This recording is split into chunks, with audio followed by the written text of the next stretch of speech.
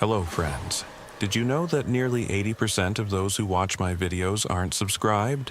If you enjoy the content, I'd truly appreciate it if you hit that subscribe button. It helps a lot. Also, don't forget to leave a like and share your thoughts in the comments. Your interaction not only supports the channel's growth, but also helps these stories reach more people.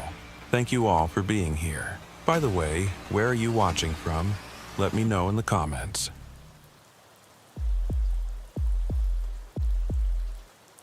It was toward the end of October. The call came in at 11:47 p.m. on Tuesday night. The temperature difference between night and day in the Nevada desert is so extreme. The scorching heat of midday gives way to temperatures near freezing as the sun sets. Officer Travis Holloway was patrolling State Route 318, one of the most desolate highways in the United States. On this road, the chances of encountering another vehicle while driving are extremely low. Cell towers were 100 miles behind, and radio signals struggled against a void that created an endless feeling of absorption. Unit 7-4, this is dispatch. Ruby Delgado's voice crackled through the static, her usually clear transmission breaking up into fragments. We've got a situation at mile marker 214. Motorist called in about 30 minutes ago, said they passed an abandoned vehicle, driver's door open, hazards still blinking. No one around that they could see. Holloway adjusted his radio, trying to clear the interference that always plagued this section of his patrol route. The dashboard clock showed 11:51 p.m., and he calculated the distance in his head. Mile marker 214 was about 23 miles from his current position, deep in the stretch locals called the Devil's Corridor, though no one could quite remember why it had earned that name.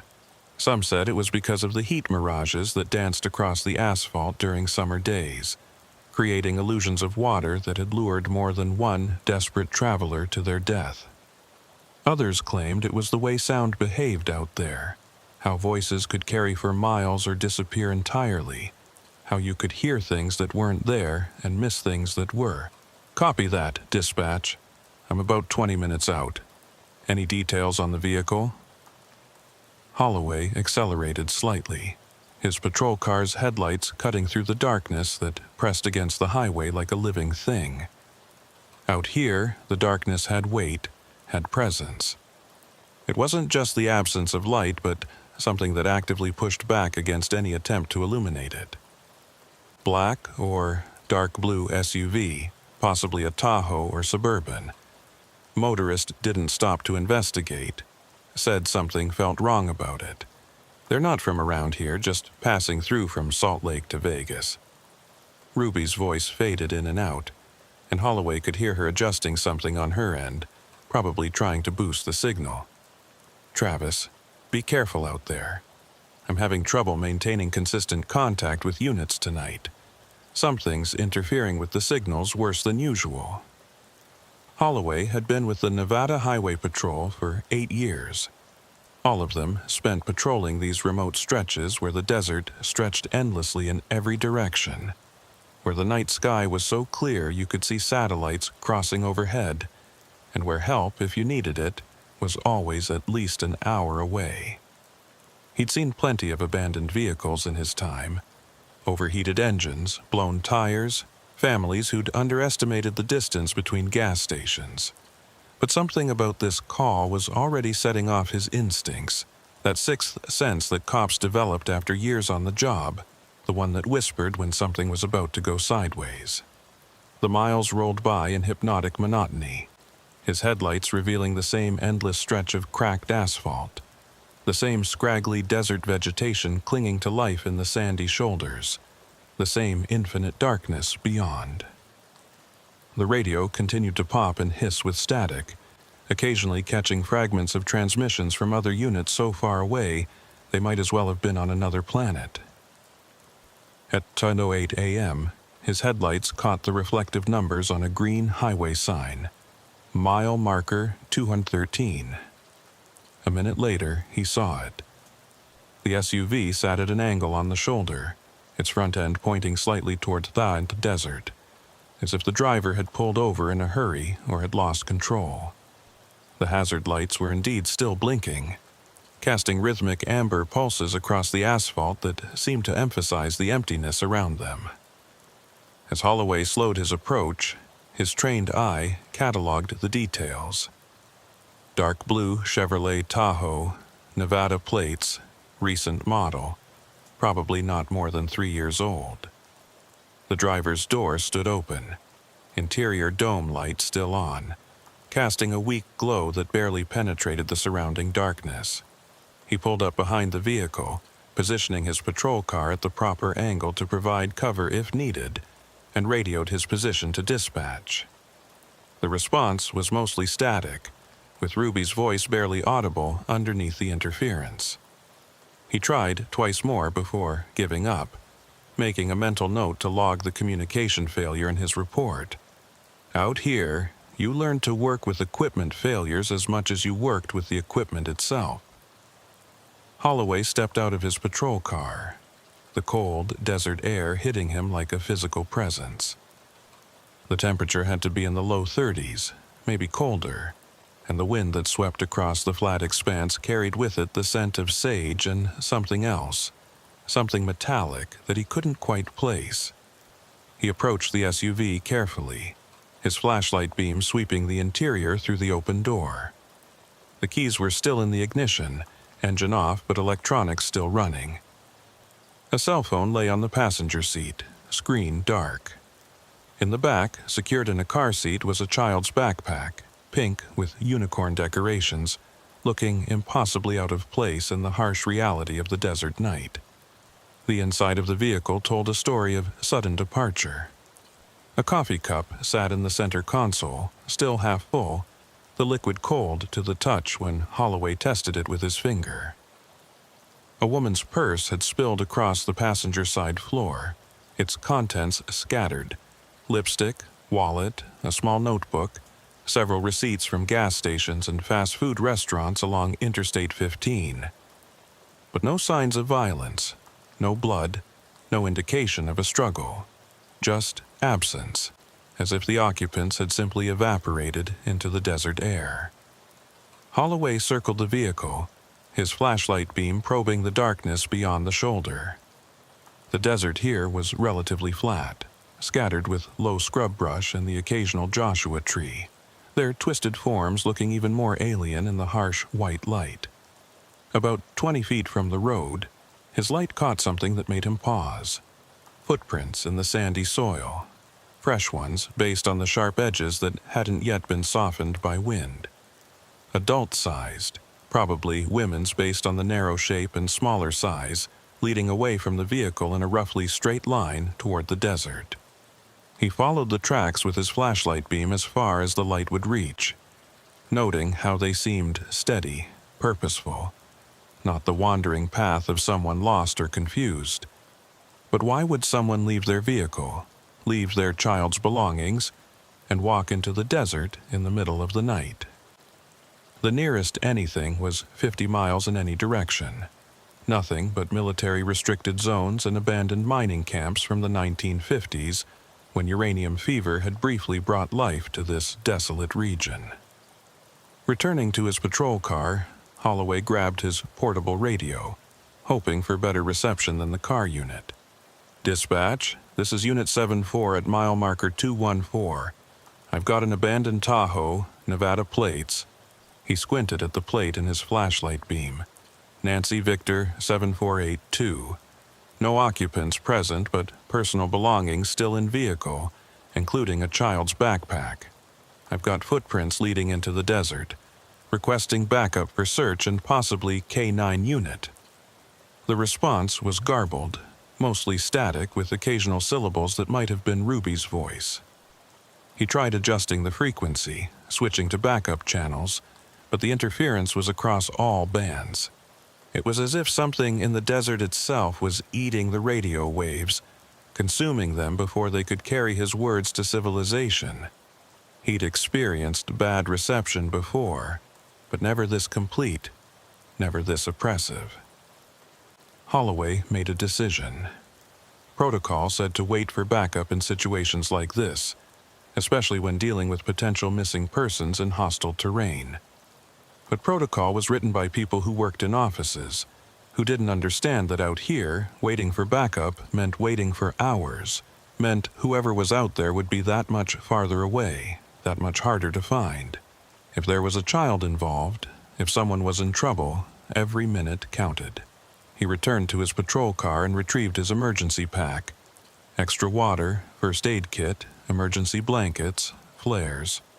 He also grabbed his tactical flashlight, the powerful one that could throw a beam nearly 300 yards, and extra batteries. The GPS unit on his belt was showing inconsistent readings, the satellite connection dropping in and out, but he marked the location of the vehicles as best he could.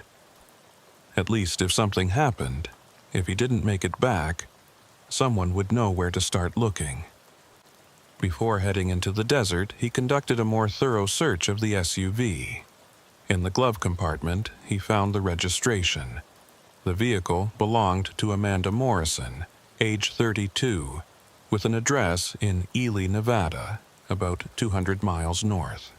A small, wallet-sized photo was tucked into the sun visor showing a woman with dark hair and a bright smile, holding a young girl, maybe 6 or 7 years old, both of them laughing at something off-camera. The image seemed to mock the empty vehicle, the abandoned belongings, the footprints leading nowhere. Something else caught his attention as he examined the back seat more carefully. The child's car seat was properly secured, but the straps were unbuckled and hanging loose, as if the child had been removed in a hurry. But removed by whom? The footprints he'd seen were single file, one person walking, not someone carrying a child. He checked the ground around that side of the vehicle and found more prints, smaller ones, child-sized, also heading in the same direction as the adult tracks. So a woman and a child had left the vehicle voluntarily, walking into the desert. But why? What could have compelled them to abandon the relative safety of their car for the hostile environment of the high desert at night? The temperature was dropping steadily. Without proper clothing, hypothermia would set in within hours. And that was assuming they didn't encounter any of the other dangers the desert offered. Rattlesnakes, though less active in the cold, abandoned mine shafts that dotted the landscape like trapdoors, or simply the vast expanse itself that could swallow a person without a trace. Holloway stood at the edge of the asphalt, where civilization ended and the wild began, and swept his tactical flashlight across the desert. The beam was powerful, but the darkness seemed to eat it, absorbing the light after a few hundred feet as if the photons themselves got tired of fighting against the emptiness. The footprints led straight out, no deviation, no hesitation, as if the woman had known exactly where she was going. But there was nothing out there, nothing for 50 miles except desert and death. He took his first steps off the road, his boots crunching on the gravelly soil. The sound seemed unnaturally loud in the silence, as if the desert was listening, paying attention to this intrusion into its domain. 20 feet from the road, the footprints remained clear and purposeful. 50 feet out, they continued straight, though he noticed something odd. There were no backward glances, no places where the walkers had stopped to look back at their vehicle, at the road, at civilization. People lost or confused always looked back, always second-guessed themselves. These tracks showed none of that hesitation. 100 feet from the road, Holloway paused and looked back.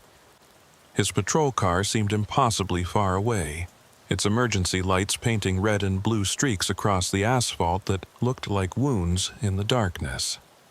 The SUV sat silent, its hazard lights still blinking that steady rhythm that was beginning to feel like a countdown to something he didn't understand. He could no longer hear the electrical hum of the vehicles, couldn't hear anything except his own breathing and the soft whisper of wind through the sagebrush. The tracks continued, and so did he. 200 feet from the road, the texture of the ground began to change, becoming sandier, making the footprints deeper and more defined. He could see where the woman had been walking with purpose, her stride steady and consistent. The child's prints were alongside now, not behind, as if they had been walking hand in hand. There was something almost peaceful about the tracks. No signs of dragging. No indication that either walker had been forced or coerced. 300 feet out, Holloway's flashlight beam caught something that made him stop. The tracks led directly to what looked like a dry creek bed, what the locals called a wash, carved by the rare but violent thunderstorms that occasionally swept through the desert.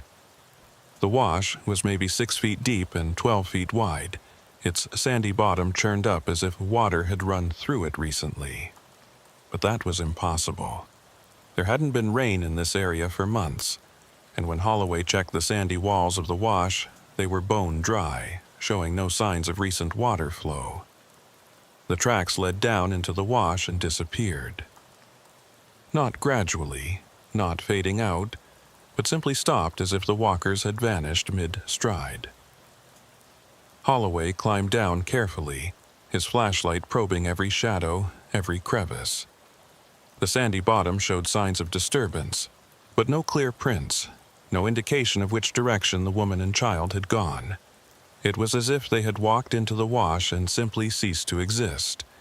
He stood in the bottom of the dry creek bed, turning in a slow circle, his flashlight beam sweeping the walls. On the eastern wall, about 4 feet up, he noticed something odd, scratches in the sandstone, too regular to be natural weathering. Moving closer, he could see they were symbols or markings of some kind, but not anything he recognized. They looked fresh, the edges sharp and defined, as if carved recently. Below the symbols, the sand had been disturbed in a pattern that suggested someone had been digging or searching for something. A sound made him freeze, his hand instinctively moving to his service weapon. It had been faint, carried on the wind, but it had sounded like a child's voice, high and thin, calling out. He stood perfectly still, straining his ears against the silence. There it was again, coming from somewhere ahead, deeper in the desert. Without hesitation, he climbed out of the wash on the far side and continued forward, following the sound. The terrain became rougher, scattered with larger rocks and deeper gullies. His GPS unit had completely given up, showing his location as anywhere from where he actually was to somewhere in the middle of the Pacific Ocean. The compass on his watch was spinning lazily, unable to find magnetic north. But the voice continued, intermittent but clear enough to follow. Always just at the edge of hearing, always just a little farther ahead. 400 yards from the road, maybe 500. It was hard to tell in the darkness. Holloway came across something that stopped him cold. In a small clearing among the Joshua trees and sage, someone had built what looked like a campsite. But not a normal campsite. This was something else. Something that raised every hair on the back of his neck. Arranged in a perfect circle were children's toys. Dolls, stuffed animals, toy cars, all of them positioned as if they were having a tea party or playing some kind of game. In the center of the circle was a child's car seat, the same model as the one in the SUV, but older, weathered, as if it had been out here for years. The toys weren't dusty or sun-bleached as they should have been after exposure to the desert elements. They looked new, clean, as if someone maintained them regularly. As his flashlight beam moved across them, Holloway noticed that each toy had something attached to it, a small piece of paper tied with string. He knelt beside the nearest one, a stuffed rabbit, and carefully removed the paper. Written in neat, childlike handwriting was a name and a date, Sophie Garcia, March 15th, 2019. His blood ran cold. He knew that name, that date. Every cop in Nevada knew about Sophie Garcia, the 6-year-old who had disappeared with her mother while driving through the desert 5 years ago. Their car had been found abandoned at mile marker 237, 23 miles from here. No bodies were ever recovered, no trace of where they had gone. The case had gone cold, filed away with all the other mysteries the desert kept. Holloway checked another toy, a wooden truck painted red. Marcus Delgado, August 2nd, 2021. Another missing child, another abandoned vehicle, another mystery without resolution. As he moved through the circle, checking each toy, each name, a pattern emerged. All missing children, all disappeared along this stretch of highway, all cases that had never been solved. 12 toys, 12 names, 12 children who had vanished into the desert over the past decade. The child's voice came again, clearer now, and Holloway realized with a start that it was coming from multiple directions, as if several children were calling out from different points in the darkness. But the voices were wrong somehow, distorted, like recordings played at slightly the wrong speed. And underneath them, barely audible, was something else. An adult voice, female, humming what sounded like a lullaby. Holloway stood in the center of the macabre display, his mind racing to process what he was seeing. The toys continued their silent vigil, positioned with such care that it was clear someone visited this place regularly, maintained it, treated it as something sacred or significant. His flashlight beam caught more details he'd initially missed. Small footprints in the sand around the circle, different sizes suggesting different ages, all of them recent enough that the wind hadn't yet erased them. The humming grew louder, and now he could identify the tune, "Hush, Little Baby," but sung in a minor key that transformed the comforting lullaby into something unsettling. It seemed to be coming from beyond a rise to the north, where the desert floor elevated slightly into a series of low hills. The children's voices had stopped, leaving only that eerie humming that seemed to resonate with something deep in his primitive brain, the part that recognized danger even when the rational mind couldn't identify the threat. He keyed his radio again, more out of habit than hope. "Dispatch, this is Unit 7-4. I've located evidence related to multiple missing persons cases. I need immediate backup at my location, approximately 500 yards north of mile marker 214. Static was his only answer, but he thought he heard something underneath it. Voices, but not Ruby's, not any dispatcher he knew. They were speaking in hushed tones, urgent, and he could swear one of them was crying. The temperature had dropped further, and his breath was now visible in small puffs that dissipated quickly in the dry air. He made a decision that went against every protocol, every rule of officer safety he'd been taught. He was going to continue alone. If Amanda Morrison and her child were out here, if they were in danger, waiting for backup that might never come wasn't an option. He photographed the scene quickly with his phone, though he doubted the pictures would turn out in this darkness, and marked the GPS coordinates even though the device was still malfunctioning. Moving toward the sound of humming, Holloway noticed the terrain was changing. The sandy soil gave way to a harder surface, almost like weathered concrete. His flashlight revealed what looked like an old road, not paved, but compressed earth that had been traveled enough to become permanent. The road wasn't on any map he knew, wasn't supposed to exist. This entire area was supposedly untouched desert, had been since the military abandoned their testing facilities in the 1960s. The humming stopped abruptly, as if someone had flipped a switch.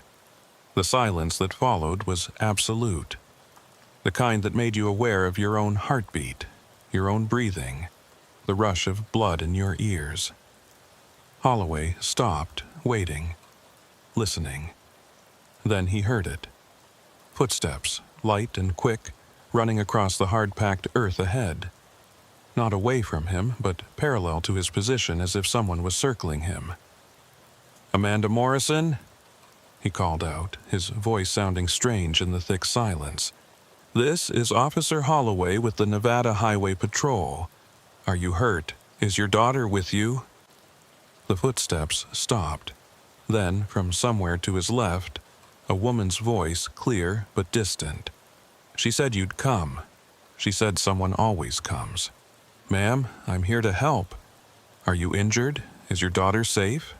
A laugh, but not a happy sound. It was the laugh of someone who had discovered a cosmic joke that wasn't funny, but was too big not to acknowledge. Safe? Nothing's safe here.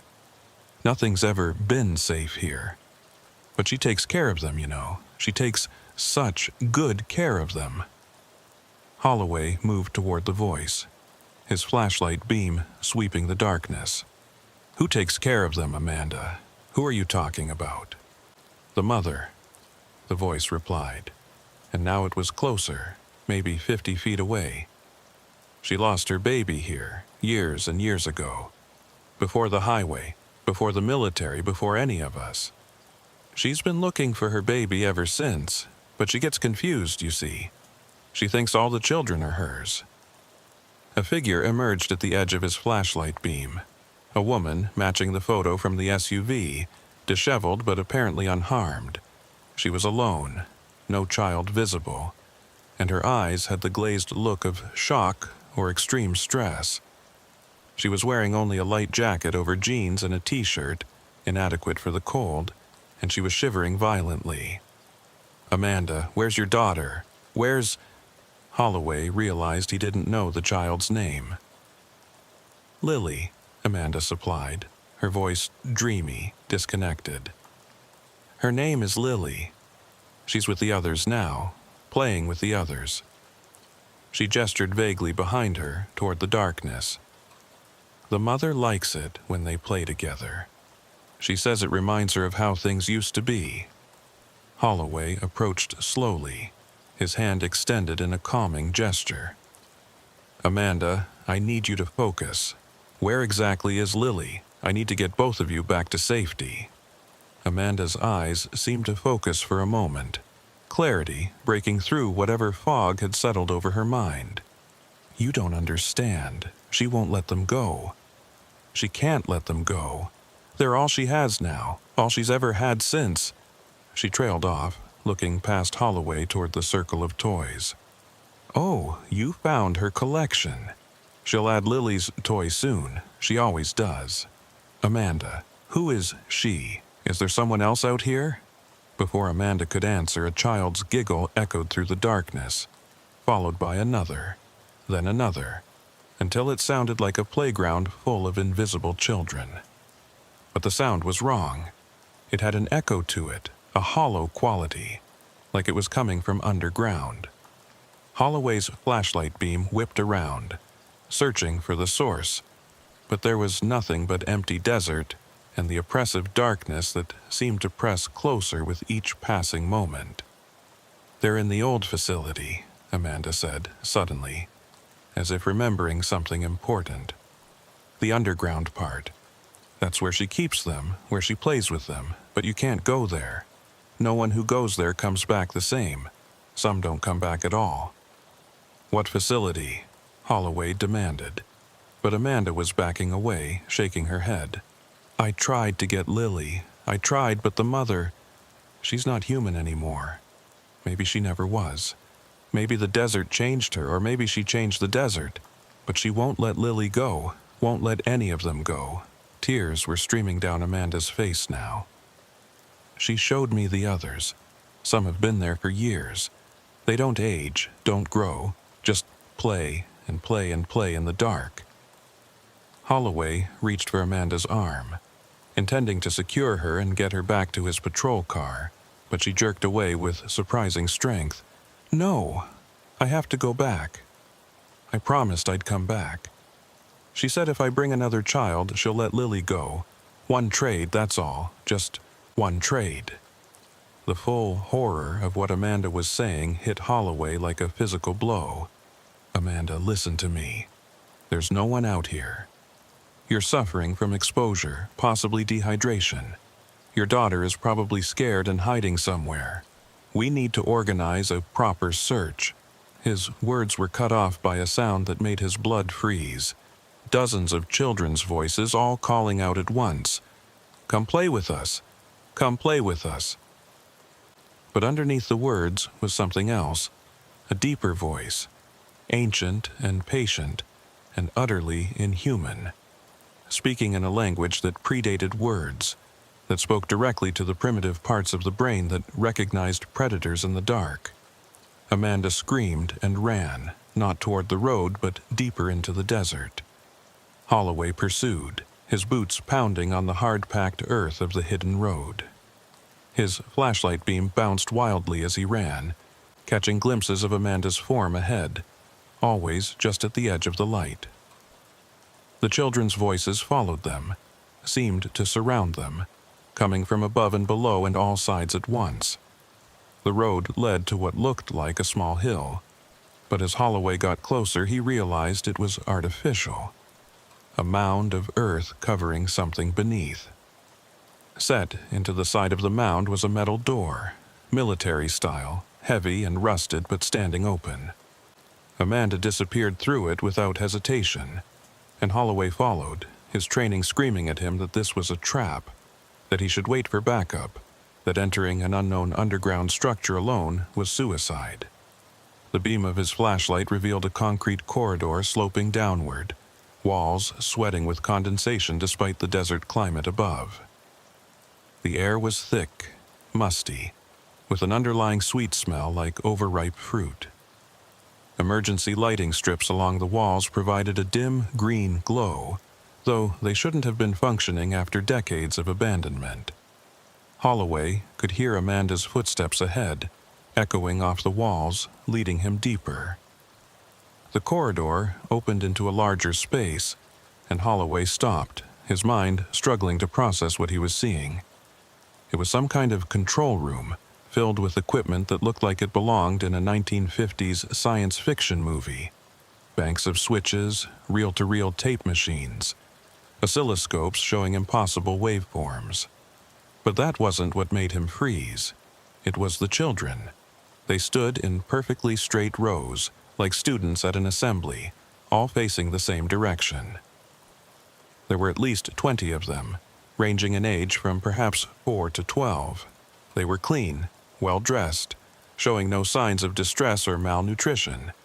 But they stood perfectly still, unnaturally still, not even breathing that he could see. Their eyes were open but unfocused, staring at something beyond the physical world. In front of them stood a woman, but calling her that seemed wrong. She was tall, too tall, her limbs slightly too long for her torso. Her hair was black and seemed to move independently of any air current, writhing like something alive. When she turned to face Holloway, he saw that her eyes were completely black. No whites, no iris, just endless dark that seemed to pull at his vision. "Another guardian," she said, and her voice was the layering of many voices. Child and adult, male and female, human and something else. "You've come for the children. They always come for the children. But the children are happy here. They play forever, never growing old, never knowing pain, never knowing loss." Holloway tried to speak, but his throat had gone completely dry. He managed to croak out, "Let them go." The woman thing tilted her head at an angle that would have broken a human neck. Go? Where would they go? Back to a world that loses them, forgets them, lets them disappear? I found them, each one, abandoned in the desert. Their parents drove away, left them here. I gave them a home, gave them playmates, gave them eternal childhood. "That's not true," Holloway said, finding his voice. "Their parents didn't abandon them. You took them." "Did I?" The thing moved closer, and Holloway felt the temperature drop even further. Ice crystals formed on his uniform. Or did the desert call to them? Did they hear the voices of children playing and come to investigate? Did their parents make choices, trades, bargains? She gestured to Amanda, who stood frozen among the children now, her expression blank. This one offered to trade, another child for her child. Such is the way of humans, always willing to sacrifice someone else. Holloway's radio suddenly burst to life, Ruby's voice cutting through clear as day. Travis! Travis, can you hear me? We've got your location. Backup is 20 minutes out." The woman thing smiled, an expression that involved too many teeth. 20 minutes. Do you know how long 20 minutes is in the dark? How long when you're alone with your fears? When the children are calling? The lights went out. Complete darkness swallowed everything. A darkness so absolute that Holloway couldn't see his own hand in front of his face. His flashlight was dead, wouldn't even flicker. And in that darkness, he heard them. Hundreds of children's voices, all calling his name, all asking him to play, all promising that it would be fun, that he'd never have to leave, never have to grow old, never have to face the harsh realities of the world above. Something touched his arm, small fingers, cold as ice. Then another touch, and another. The children were moving in the dark, surrounding him, their touches light but insistent. He tried to push through them, to find the exit, but he'd lost all sense of direction. The voices grew louder, more insistent, and underneath them that ancient voice speaking in tongues that bypassed the ear and went straight to the spine. Travis. It was Amanda's voice, but different, hollow. It's easier if you don't fight. The children need someone to watch over them. She can't do it alone anymore. She's so tired, so very tired. She's been here so long, waiting, searching, collecting. But she needs help now. Someone with authority, someone people trust. Holloway fumbled for his radio, pressing the transmit button. "Ruby, I need backup now. There are children here, at least 20 children, in some kind of underground facility north of mile marker." The radio died mid-transmission. In the darkness, he heard laughter, not joyful but triumphant. The woman thing's voice echoed from every direction. "They won't find you. They never find anyone who comes this deep. The desert keeps its secrets. But don't worry. You won't be alone. You'll have the children. Forever and ever and ever." The darkness was absolute, but Holloway's other senses sharpened to compensate. He could hear the shuffle of small feet on concrete, smell that sickly sweet scent growing stronger, feel the air growing thicker, harder to breathe. His hand found the wall, cold and damp concrete, and he began moving along it, trying to find the entrance he'd come through. But the wall seemed to curve impossibly, leading him in circles or spirals, the geometry of the space no longer making sense. "Stop fighting," Amanda's voice came from somewhere nearby. "I fought too, at first, but she showed me things, officer, showed me the truth about this place, about what happened here. The military didn't abandon this facility because of budget cuts. They abandoned it because of her, because of what they created." Created? Holloway's voice was hoarse, his throat dry despite the humid air. "They were experimenting," Amanda continued, her voice taking on a dreamy quality. "Back in the 50s, when everyone was afraid of the Russians, afraid of nuclear war, they wanted to create the perfect survivor, someone who could withstand radiation, who could live underground indefinitely, who could preserve human culture after the apocalypse. They brought volunteers here, families who were told they were participating in civil defense drills." The darkness seemed to pulse around Holloway as Amanda spoke, as if the walls themselves were breathing. But the experiments went wrong. The radiation didn't kill them, but it changed them. The children changed first. They stopped aging, stopped growing. And the mother, Subject Zero they called her, she changed most of all. She became something between life and death, between human and something else. "That's impossible," Holloway said. But even as he spoke, he remembered the reports he'd read, the classified documents that occasionally surfaced about military experiments in the Nevada desert. Projects with innocuous names that hid horrors beneath. A light suddenly flickered on. Not the harsh fluorescent of the emergency strips, but a soft, warm glow like candlelight. It illuminated a small section of the room, and Holloway saw her clearly for the first time. The woman thing sat in what had once been an observation chair, surrounded by monitors that showed static. But in the static, if you looked long enough, you could see patterns. Faces of children, playing, laughing, frozen in moments of joy. "They tried to kill us," she said, her multiple voices harmonizing in a discordant symphony. "When they realized what they'd created, they sealed the facility, pumped in gas, tried to burn us out. But we didn't die. We couldn't die. The children cried for so long, cried for their parents, for food, for water, for light.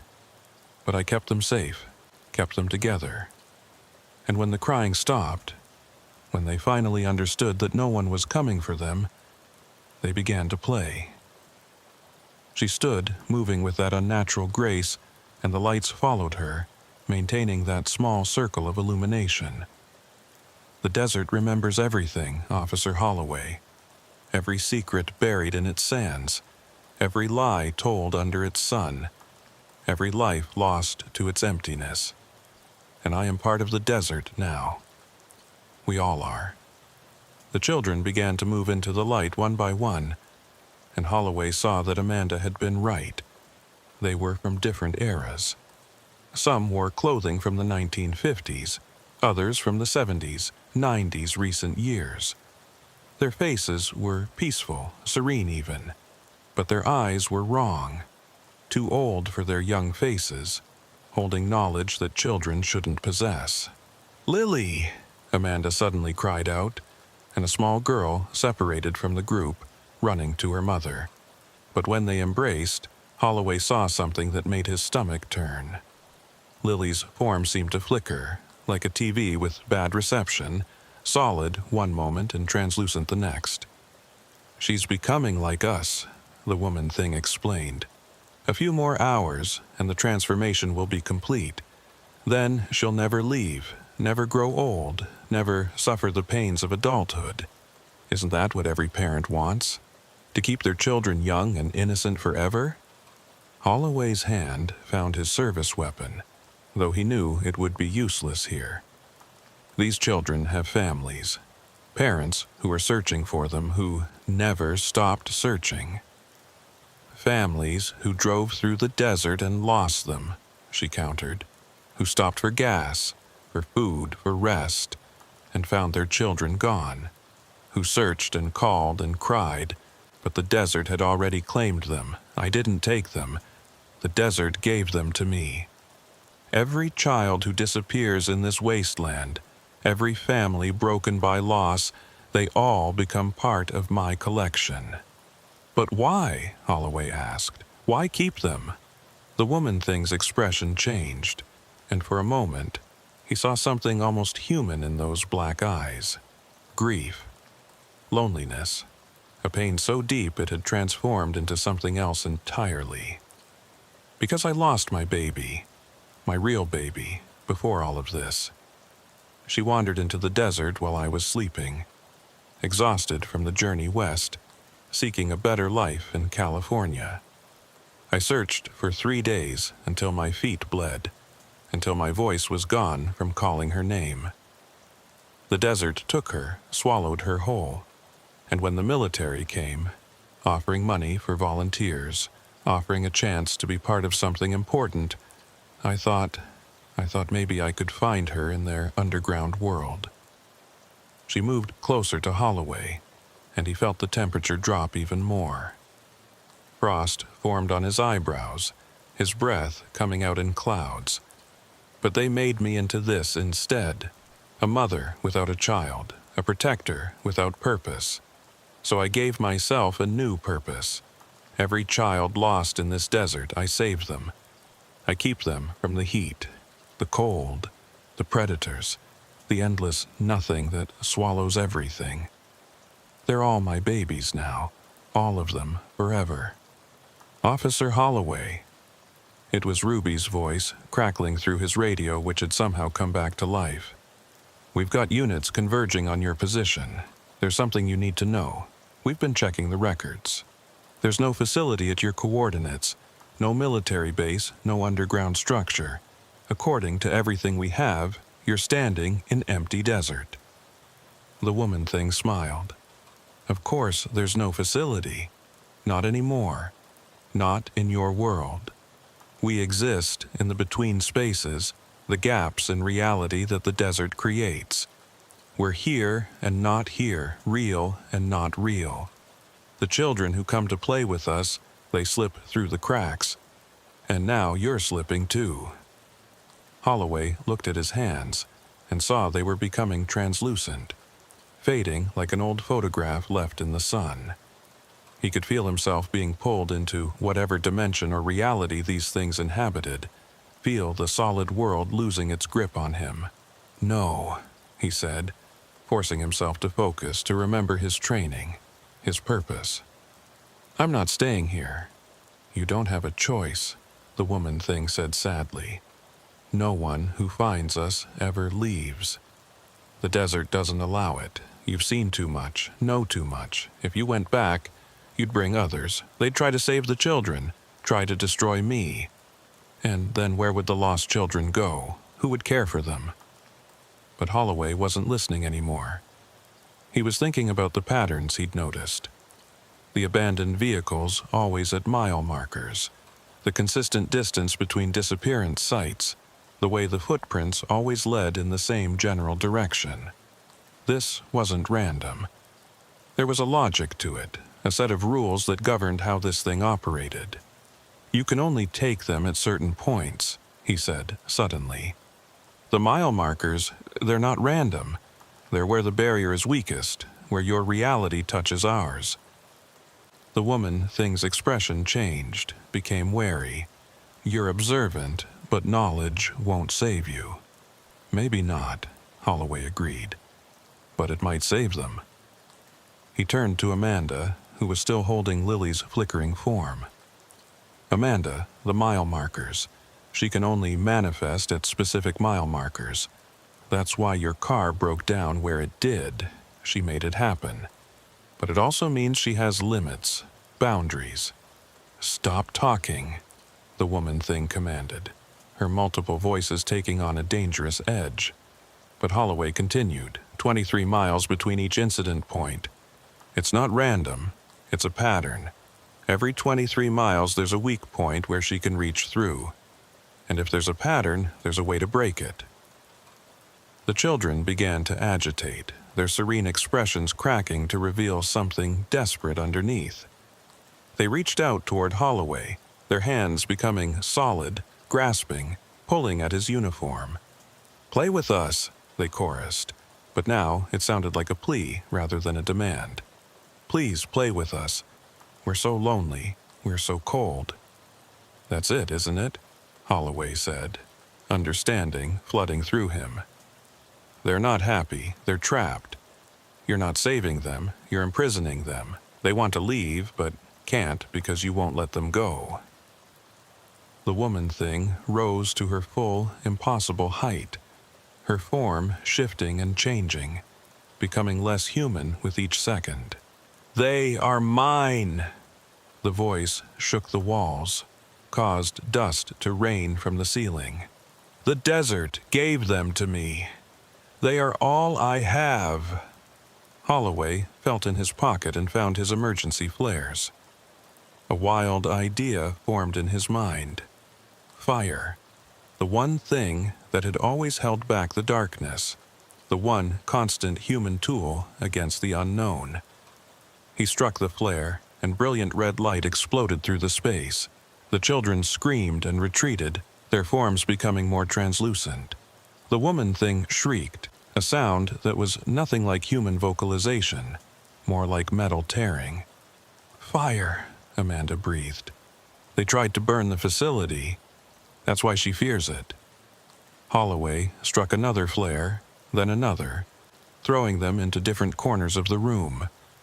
The red light revealed the true nature of the space, not a military facility, but something organic, grown rather than built. The walls pulsed with veins of some dark substance, and the floor was soft, yielding, like flesh. They weren't in a building at all. They were inside something alive, something that had grown in the deep places beneath the desert. "Run!" Holloway shouted to Amanda. "Take Lily and run!" Amanda didn't need to be told twice. Clutching her daughter, whose form was solidifying in the flare light, she ran toward where the entrance had been. Holloway followed, striking more flares, leaving a trail of fire behind him. The woman thing pursued, her form now completely inhuman, a writhing mass of shadows and desperate hunger, reaching out with appendages that weren't quite arms, weren't quite tentacles, weren't quite anything that belonged in the rational world. The corridor was collapsing, or maybe digesting. The walls were closing in, trying to trap them, but the flare light seemed to hurt it, causing it to recoil. Holloway could see stars through gaps that appeared in the ceiling/flesh, could smell the clean desert air mixing with the rotting sweetness of this place. They burst through what had been the metal door, but was now more like a sphincter of organic material, sprawling onto the cold desert sand. Holloway immediately struck his last flare and threw it back through the opening. The thing that had been pursuing them stopped at the threshold, unable or unwilling to follow into the world of natural light and open spaces. "This isn't over," the woman thing said, her voices echoing from the depths. "The desert is patient. The children will always be here, waiting, playing, and one day you'll come back. They always come back." The opening began to close, the mound of earth settling, becoming just another hill in the endless desert landscape. Holloway grabbed Amanda and Lily, and they ran, stumbling through the darkness toward the distant lights of the emergency vehicles that were now visible on the highway. Behind them, carried on the wind, came the sound of children singing, a lullaby in a minor key that would haunt Holloway's dreams for the rest of his life. The emergency vehicles had formed a semicircle on the highway, their lights turning the desert into a harsh landscape of red and blue. Holloway stumbled into the light, Amanda and Lily beside him, all three of them covered in dust and something else. A substance that looked like ash, but felt organic, alive. Paramedics rushed forward, wrapping them in thermal blankets, checking vitals, asking rapid-fire questions that Holloway couldn't quite process yet. "Jesus Christ, Travis," Sergeant Mike Rosen said, approaching with a mix of relief and concern on his weathered face. "You've been gone for 4 hours.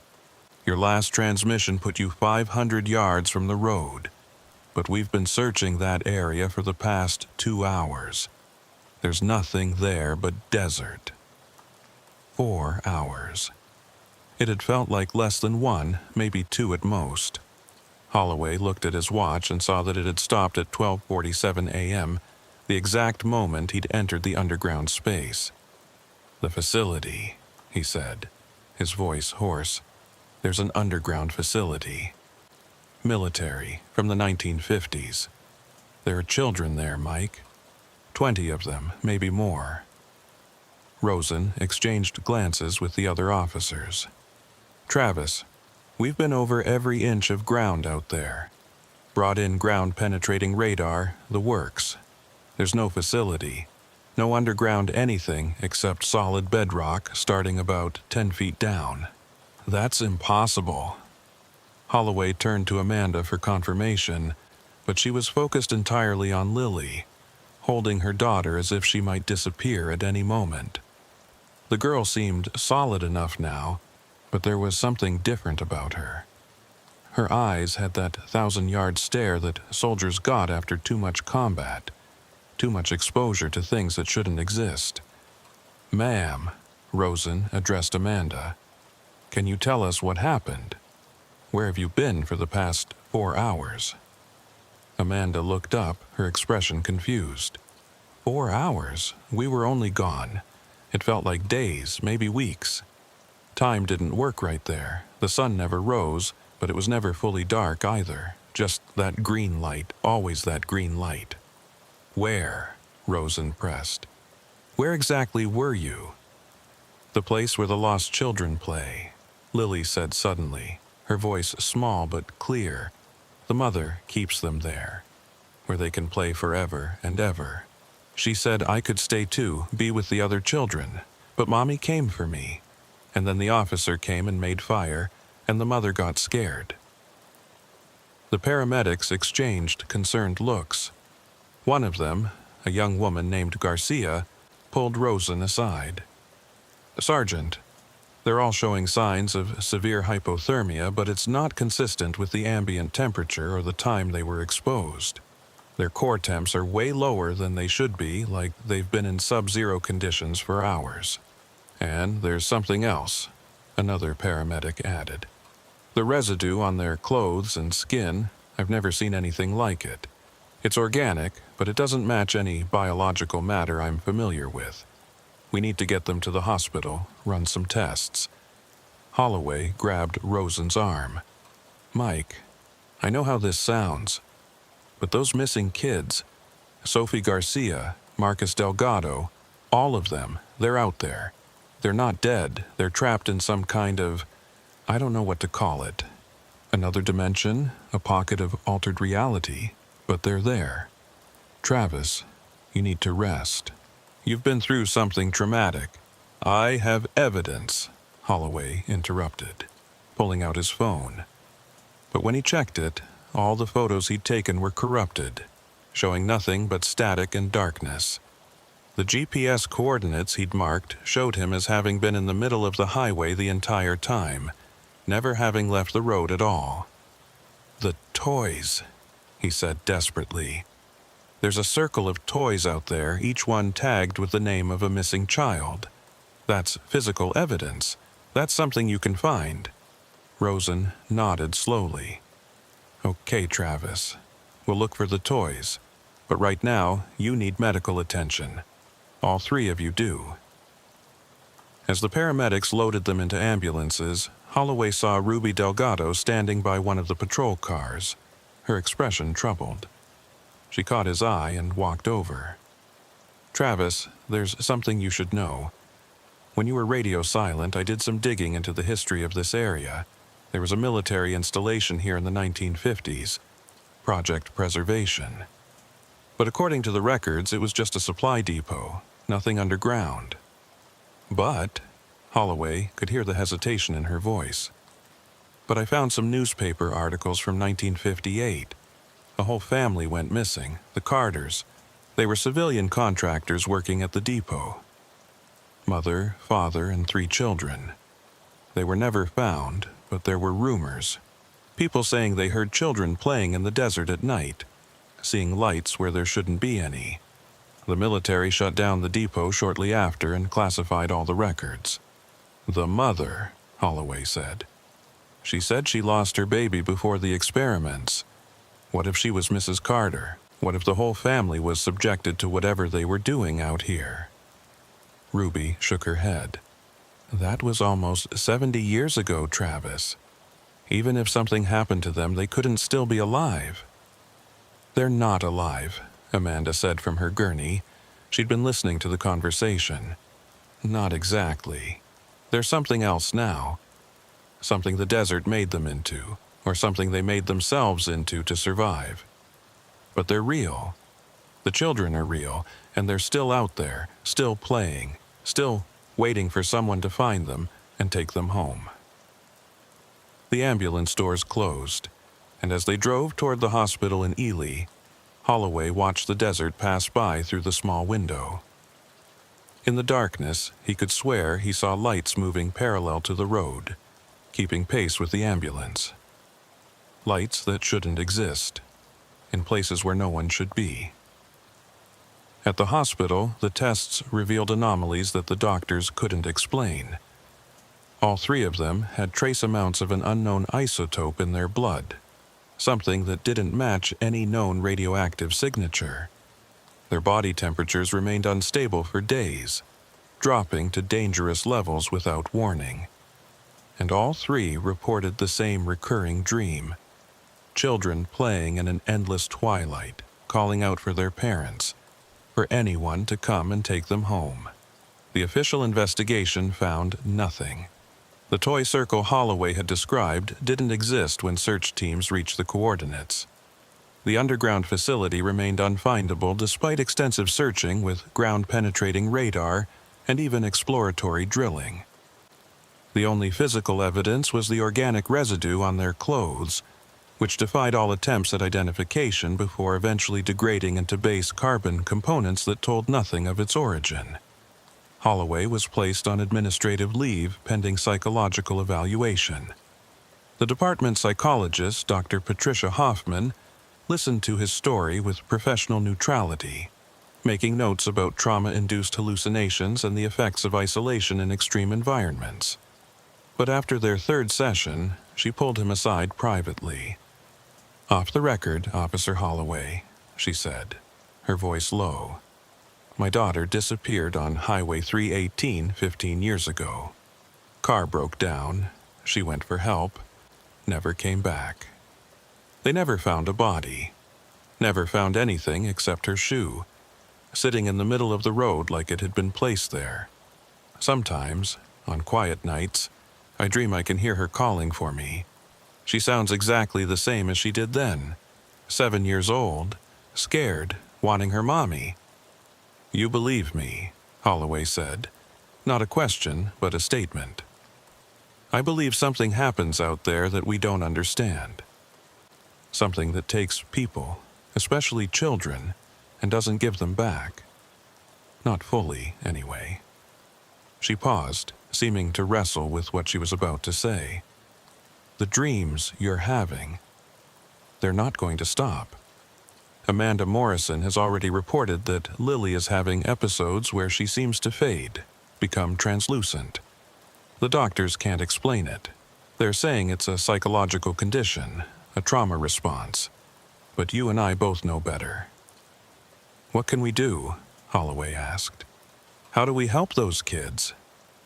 Dr. Hoffman shook her head. "I don't know if we can. Maybe they're beyond help.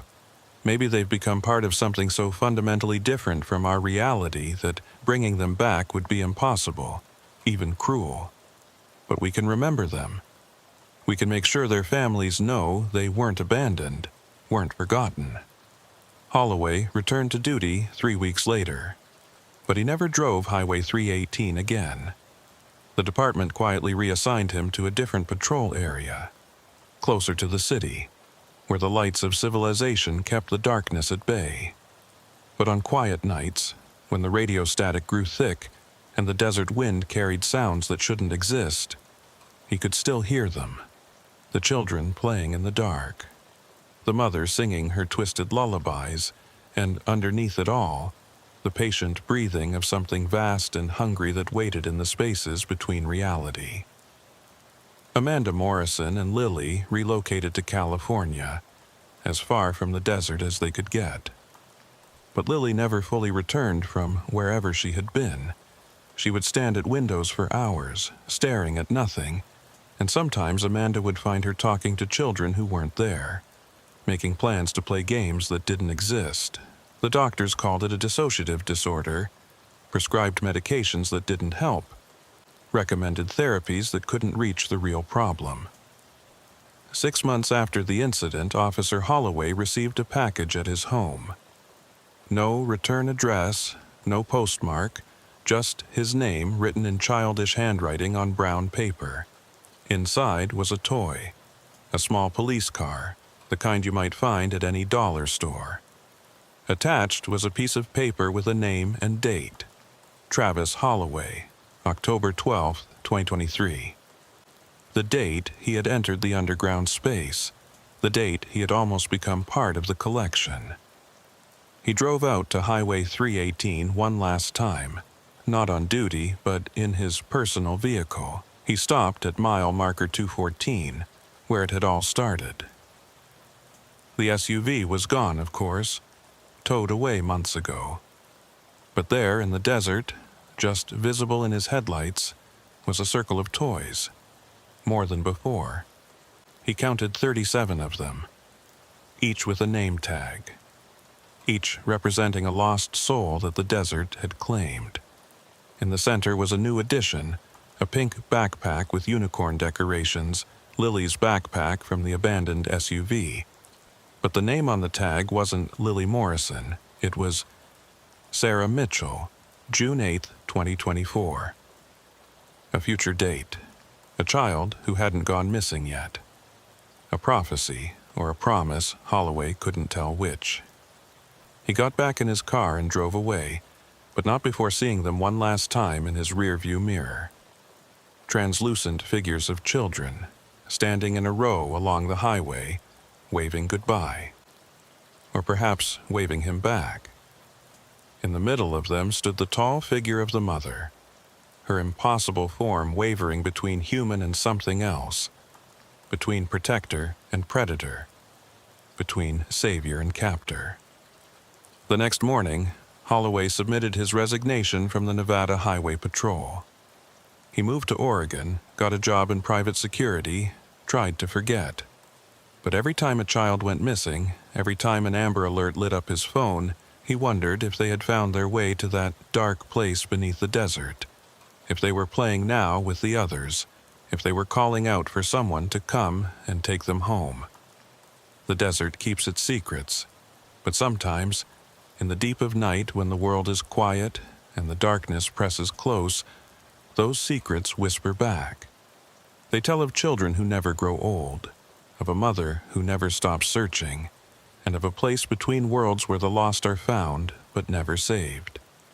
They tell of Officer Travis Holloway, who went into the dark and came back changed, who knew the truth but could never prove it, who saved 2 souls but left dozens behind. Mile marker 214 still stands on Highway 3018, just another green sign on an endless stretch of asphalt. Motorists pass it every day, never knowing what lies beneath, what waits in the spaces between. But sometimes, just sometimes, a car breaks down at that exact spot. And sometimes, just sometimes, someone hears the children playing in the desert. And sometimes they follow the sound. The Nevada Highway Patrol has a protocol now, unofficial but understood. No one investigates abandoned vehicles at mile marker 214 alone. Always 2 officers, always during daylight, always with constant radio contact. They don't talk about why, don't put it in the official reports, but they know. They've heard the stories, seen the officers who came back changed, counted the children who never came back at all. The desert is patient, the mother is patient. The children have nothing but time, endless time, to play their games in the dark. And somewhere, in a facility that doesn't exist, in a place that can't be found, they're waiting. Waiting for the next car to break down, the next family to stop, the next child to hear their voices and come to play. Officer Travis Holloway never spoke publicly about what happened that night. The official report, heavily redacted, sits in a file marked Unexplained Phenomena in the basement of the Nevada State Police headquarters. But those who knew him, who saw the change in his eyes, who noticed how he would freeze when he heard children playing, they knew he had seen something that challenged the very nature of reality. 3 years later, a documentary crew investigating missing persons cases along Highway 318 requested an interview with Holloway. He declined, but sent them a single message. Some doors, once opened, can never be fully closed. Some truths, once learned, can never be forgotten. The children are still there. They'll always be there. And one day when the desert decides it's time, they'll come home. All of them. God help us when they do. The documentary was never completed. The crew's van was found abandoned at mile marker 237, 23 miles from marker 214. Their equipment was still recording, capturing 4 hours of static interrupted by what sounded like children singing. The crew members were found 3 days later, walking along the highway, unable to explain where they had been. They had no memory of the missing time, but all of them reported the same recurring dream.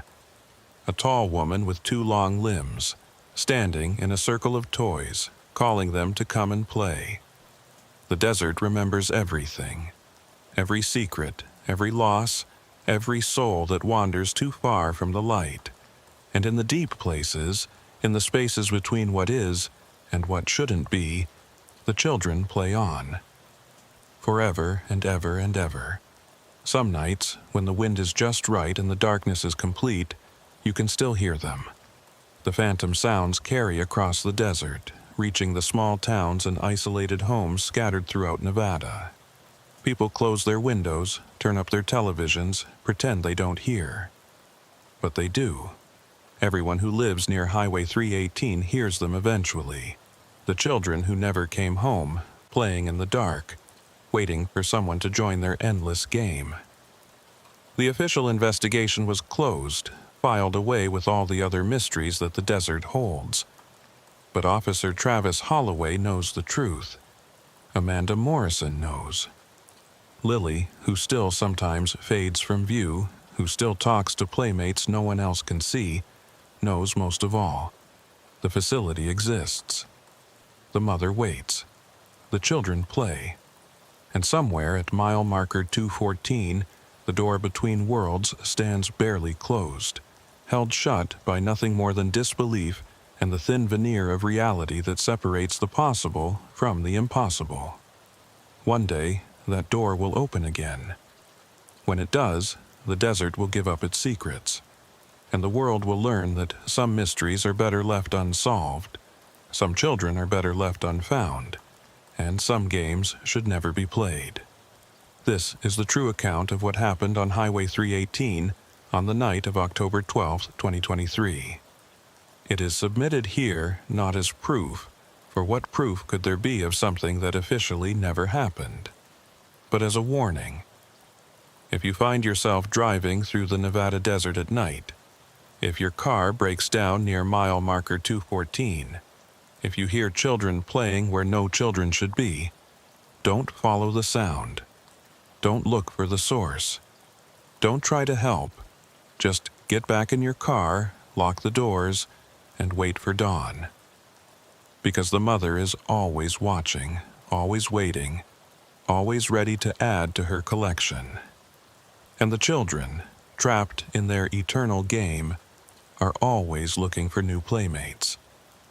In the desert, in the dark, in the spaces between heartbeats, they play on.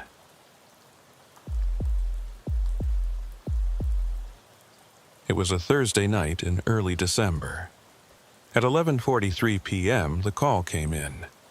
Despite the scorching daytime heat of the Nevada desert, the night had cooled to the point where your breath was visible in the air. Senior Patrol Officer Dalton Reeve had been teaching Rookie Officer Jeremiah Sloan for 3 weeks the intricacies of patrolling the seemingly endless void that made up their jurisdiction. The jurisdiction consisted of 200 square miles of desert, abandoned settlements, and groups of people too stubborn or too poor to move to a more hospitable place. Unit 12. We've got a report of suspicious lights along the old power line service road, mile marker 17 off Highway 95. The dispatcher's voice crackled through their radio, competing with the ever-present static that plagued communications in this part of Nevada. Caller reports seeing vehicles and flashlights in an area that's supposed to be restricted. Possible illegal dumping activity. Reeve glanced at his rookie partner, who was already pulling up the location on their mobile data terminal. Sloan was 24, fresh out of the academy, all sharp edges and eager energy that hadn't yet been worn down by the reality of rural law enforcement. His uniform was still crisp despite 8 hours on patrol, his notebook filled with meticulous notes about every call they'd responded to. "That's the old Northern Electric Access Road," Reeve said, his voice carrying the weight of 15 years patrolling these roads. "Haven't been out there in maybe 6 months. Company abandoned that section of lines back in '08 when they rerouted through the valley. Nothing there now but rusted towers and tumbleweeds. Illegal dumping's been getting worse," Sloan observed, studying the map. That hazmat case last month where they found all those chemical drums near Goldfield. Different situation, Reeve corrected, turning their patrol unit north on Highway 95. That was organized crime stuff. This is probably just locals dumping construction waste or old appliances. Maybe someone's running a meth cook and needed somewhere isolated to dump their waste. The drive to mile marker 17 took them away from the faint glow of civilization and into the true darkness of the high desert. Out here, the stars were so bright they cast shadows, and the only signs of human presence were the occasional reflective highway markers and the distant red blinking of aviation lights on mountain peaks. The patrol car's headlights carved a tunnel through the darkness, revealing endless miles of sagebrush and Joshua trees. "You know," Sloan said, breaking the comfortable silence that had settled over them, "I grew up in Vegas, never really understood how dark it could get until I started this job. It's like the darkness has weight out here." Reeve nodded, appreciating the rookie's observation. Most city cops who transferred out here never adapted to the isolation, the vast emptiness that could swallow a person whole.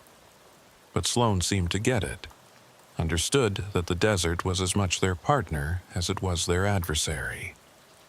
They found the service road entrance easily enough, a gap in the fence line marked by a rusted gate that hung open, its chain cut years ago and never replaced.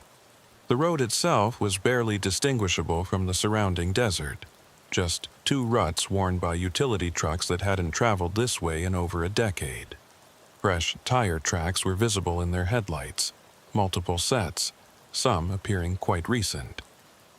Multiple vehicles, Sloan noted, leaning forward to study the tracks. Different tread patterns. This wasn't just one person dumping trash. Reeve felt the first prickle of unease. In his experience, illegal dumpers were solitary creatures working alone to avoid witnesses. Multiple vehicles suggested something more organized, more deliberate. He picked up the radio. "Dispatch Unit 12, we're at the service road entrance. Multiple vehicle tracks heading in. We're going to investigate. Road conditions are poor, might lose radio contact in the valleys." "Copy that, Unit 12. Be advised, no backup units available for at least 40 minutes. Closest unit is dealing with a domestic in Beatty." "Understood. We'll check in every 15 minutes if possible." Reeve turned onto the service road, the patrol car's suspension immediately protesting the rough surface. The road wound through a series of small valleys and ridges, following the path of the old power lines that marched across the landscape like metal skeletons. Every few hundred yards, they passed another tower, the steel latticework twisted by weather and time, insulators shattered by target shooters or storms. 3 miles in, Sloan suddenly pointed ahead. "There, you see that?" Reeve saw it, a faint glow in the distance, appearing and disappearing as the road curved. Not steady like a campfire or work lights, but intermittent, moving. Flashlights maybe, or vehicle lights being turned on and off. "Kill our lights," Reeve instructed, switching off their headlights and relying on the moon and stars for navigation. The patrol car crept forward at barely 5 miles per hour, both officers straining to see in the darkness. The desert, that had seemed empty moments before, now felt full of potential threats, every shadow possibly concealing someone or something. They rounded a curve and found themselves looking down into a wide valley, maybe half a mile across. At the bottom, partially hidden behind a cluster of large rocks, were the lights. Definitely flashlights, at least 4 or 5 of them, moving around what appeared to be several vehicles. "What are they doing?" Sloan whispered, as if the people below might hear them from this distance.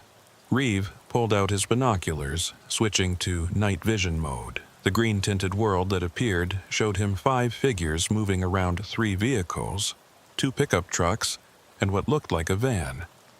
They were unloading something from the van, carrying objects to a spot near the rocks where they'd apparently been digging. The objects were the right size and shape to be drums or barrels.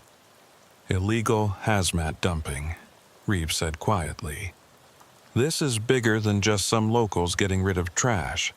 We need to call this in, get hazmat team rolling. But when he reached for the radio, all he got was static. They'd descended too far into the valley, and the iron-rich rocks were blocking their signal. They'd have to climb back up to the ridge to make contact. Should we go back? Sloan asked, tension clear in his voice. Reeve considered their options. Protocol said to maintain visual contact with suspected illegal dumping until backup arrived, to prevent the suspects from fleeing and to preserve the chain of evidence. But Protocol also said not to approach potentially dangerous hazmat situations without proper equipment and backup. We observe and document for now, Reeve decided. Get photos if you can. We'll need evidence for the EPA investigation. Sloan pulled out the camera with its telephoto lens, starting to document the scene below. But as he did, Reeve noticed something that made his blood run cold. One of the figures below had stopped moving and was looking directly up at their position. Even though they were in darkness, even though they were hundreds of yards away, the figure was staring right at them. The figure raised something, a radio or phone, and suddenly all activity below stopped. All 5 figures turned to look up at the ridge where the patrol car sat. Then, moving with practiced coordination, they began walking toward their vehicles. They're leaving, Sloan said. Should we intercept? Negative. 5 suspects, probably armed, definitely organized. We wait for them to clear, then we document the dump site. But even as Reeve said it, he felt something was off. The figures below weren't hurrying, weren't panicking like criminals who'd been caught. They were moving with deliberate calm, almost casual. The vehicles below started up, headlights blazing to life. But instead of heading back the way they'd come, toward the highway, they turned deeper into the valley, following a track Reeve hadn't even known existed. Within minutes, their lights had disappeared behind a ridge, leaving only darkness and the faint smell of diesel exhaust. Come on, Reeve said, starting the patrol car. Let's check the dump site before they circle back. They descended into the valley, headlights back on now that stealth was pointless.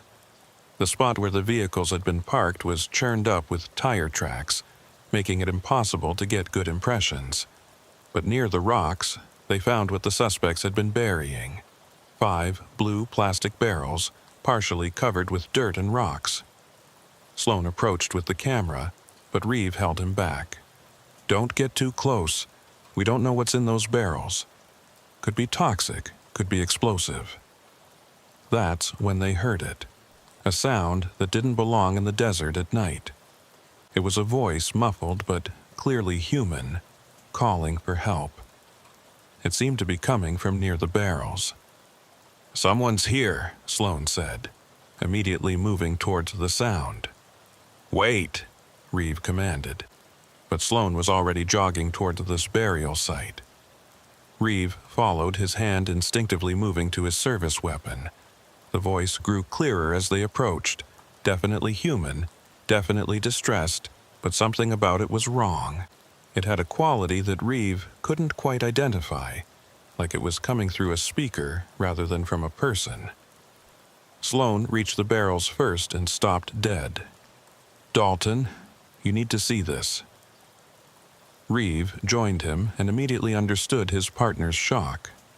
Next to the barrels was a small electronic device, a digital recorder with a speaker attached, playing a loop of someone calling for help. The recording was high quality, convincing enough to fool anyone who wasn't looking directly at the device.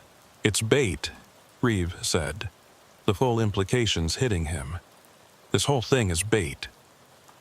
That's when they heard the engines. Multiple vehicles, coming from different directions, converging on their location. Headlights appeared on the ridges surrounding the valley, at least 6 sets, positioned to cut off every possible escape route. Get to the car, Reeve shouted. But even as they ran, he knew it was too late. The patrol car was 50 yards away, and the approaching vehicles were already moving to block the road. They made it to their unit just as the first pickup truck crested the ridge behind them. Reeve threw the car into reverse, spinning around in a cloud of dust, but another vehicle appeared in front of them, its high beams blinding in the darkness. More lights appeared on either side, tightening the circle. "Unit 12 requesting immediate backup," Sloan was shouting into the radio, but the only response was static. "Officer needs assistance. Multiple hostile vehicles." "They're jamming us," Reeve realized. This whole thing was planned. They wanted to draw a patrol unit out here. The vehicles had stopped now, forming a rough circle around the patrol car, their engines idling. Reeve counted at least 7 trucks and vans, all with their high beams on, creating a wall of blinding light. He couldn't see the drivers or passengers, couldn't tell how many people they were dealing with. "What do we do?" Sloan asked, his hand on his weapon. "We stay calm," Reeve said, though his own heart was racing. "We're law enforcement. They haven't actually done anything threatening yet. Could be they just want to scare us off." But even as he said it, he noticed something that made his stomach sink. Scattered across the service road, glinting in the headlights, were hundreds of broken glass fragments. They'd been spread deliberately, carefully, to ensure that any vehicle trying to leave would blow its tires. This wasn't just a trap. It was a carefully prepared killing ground. The radio in their patrol car suddenly crackled to life, though not with dispatch.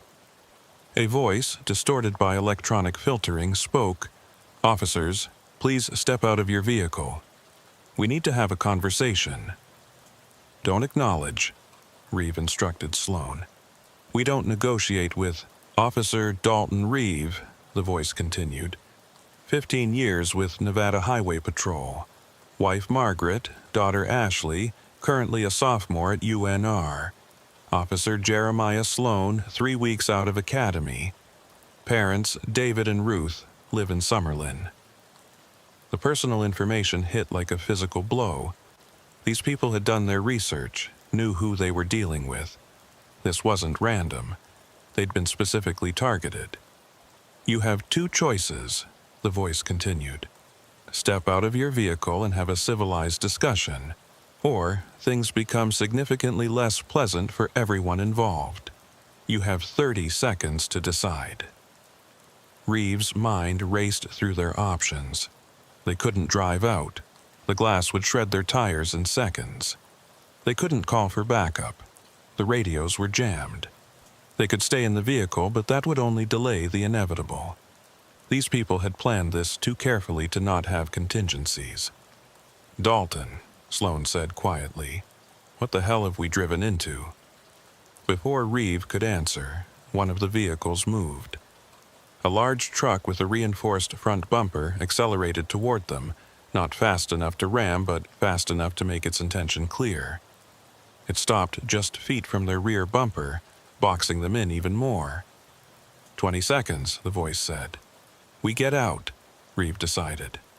"But we stay together, keep our weapons holstered but accessible. These people went to a lot of trouble to get us here. They want something. Let's find out what." "This is insane," Sloan protested. "We can't just—" 10 seconds. "Trust me, rookie. Sometimes the only way out is through. We get out, we assess, we survive. That's the only goal right now. Survival." They opened their doors simultaneously, stepping out with their hands visible but not raised.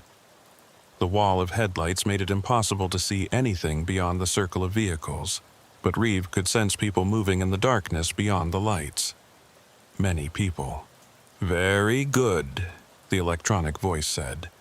"Now, walk forward toward the blue pickup truck at your 12 o'clock. Reeve and Sloan moved forward slowly, their boots crunching on the broken glass. As they got closer to the ring of vehicles, figures became visible in the shadows. At least a dozen people, all wearing dark clothing, faces covered with masks or bandanas. Some were holding what looked like rifles, though they weren't actively pointing them at the officers. They stopped about 10 feet from the blue pickup. The driver's door opened and a man stepped out. He was tall, wearing military-style tactical gear, his face hidden behind a balaclava. When he spoke, it was with the same electronically distorted voice they'd heard on the radio. "Officers, thank you for accepting our invitation. I apologize for the theatrics, but we needed to ensure we had your complete attention." "Who are you?" Reeve demanded. "What is this?" "Who we are is less important than why you're here," the man replied. "You see, we have a problem, and you're going to help us solve it." "We don't help criminals," Sloan said, his voice tight with anger and fear. The man laughed, the electronic distortion making it sound inhuman. "Criminals. Such a simple word for a complex world. Tell me, Officer Sloan, what makes someone a criminal? Breaking the law or getting caught breaking the law?" "Whatever this is about, you're making it worse," Reeve said. "Kidnapping police officers, that's federal. FBI will be all over this. Only if they know about it," the man said. "Your dispatch thinks you're investigating illegal dumping. You've been out of radio contact for 17 minutes now. Completely normal for this area. In another hour, when you don't check in, they'll send a unit to look for you. They'll find your patrol car at the entrance to the service road, a note in your handwriting saying you're pursuing suspects on foot in the canyon. They'll search for days, maybe weeks, but the desert is vast, and people disappear out here all the time." The implication was clear. They'd already decided the officer's fate. This conversation was just a formality. The masked man gestured to someone behind the ring of vehicles, and two more figures emerged carrying folding chairs. They set them up in the middle of the circle, a surreal gesture of hospitality in what was clearly a hostage situation. "Sit," the man commanded. "We have much to discuss and limited time to do it." Reeve and Sloan remained standing. The man sighed, the electronic distortion making it sound like static. "Officers, you're surrounded by 16 armed individuals in a location where no one can hear you scream and your radios don't work. I'm trying to be civilized about this, but I can just as easily have this conversation with you zip-tied and gagged in the back of a van. Your choice." Reeve sat first, giving Sloan a look that said to follow his lead. The rookie sat reluctantly, his hand never straying far from his weapon. "Better?" the man said. He began pacing in front of them, his boots crunching on the broken glass. "Let me tell you a story, officers. 6 months ago, a transport truck crashed on Highway 95, about 40 miles from here. Official report said it was carrying agricultural equipment. Do you remember that incident, Officer Reeve?" Reeve did remember. It had been a major response, multiple agencies involved, the highway closed for hours. But the details had been strangely sparse, the scene controlled by federal authorities who'd pushed local law enforcement to the periphery. "I remember," Reeve said carefully. "Of course you do. Big federal response for a truck full of farming equipment, wasn't it? Hazmat teams, FBI, even some military vehicles. All for some tractors and plows." The man stopped pacing, facing them directly. Except it wasn't agricultural equipment. It was something else entirely, something that certain parties very much wanted to disappear. "If you're talking about some conspiracy theory," Sloan started. "Not a theory," the man interrupted. "Fact. That truck was carrying decommissioned military equipment from the Tonopah test range. Equipment that was supposed to be destroyed but was instead being sold to private buyers. The crash exposed an operation that had been running for years, millions of dollars in black market military tech flowing through Nevada." "Even if that's true," Reeve said, "what does it have to do with us?" "Everything," the man replied. because the investigation into that crash was buried. The officers who responded first, who saw what was really in that truck, they were reassigned, retired early, or simply disappeared. The official report was sanitized, evidence was destroyed, and everyone involved got away with it. Everyone except the driver who died in the crash. The driver who was my brother. The circle of vehicles seemed to press closer, though none of them had moved. Reeve could feel the tension from the hidden figures, the barely controlled violence waiting to be unleashed. Your brother was trafficking illegal military equipment, Sloan said. That makes him a criminal. The man's head tilted, and when he spoke there was anger beneath the electronic distortion. My brother was a truck driver hired to move cargo from point A to point B. He didn't know what he was carrying until the crash, until he was dying and federal agents were more concerned with recovering the cargo than saving his life. He lived for 3 hours after that crash, Officer Sloan. 3 hours during which he could have been saved if anyone had bothered to try. I'm sorry about your brother, Reeve said, trying to defuse the situation. But we weren't involved in that. We're just highway patrol. No, you weren't involved then, but you're going to be involved now.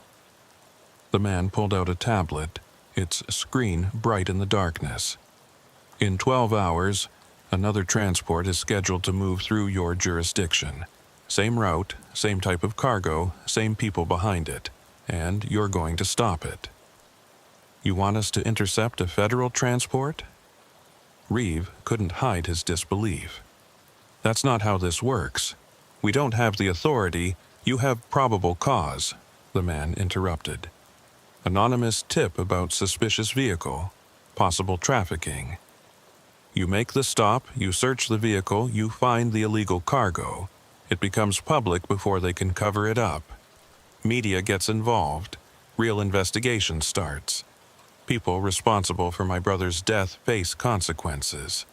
Or, Sloan said, we report this encounter, and you all go to prison for kidnapping federal officers. The man laughed again. Report what? That you were brought to a location by a fake emergency call. The barrels back there contain water, by the way.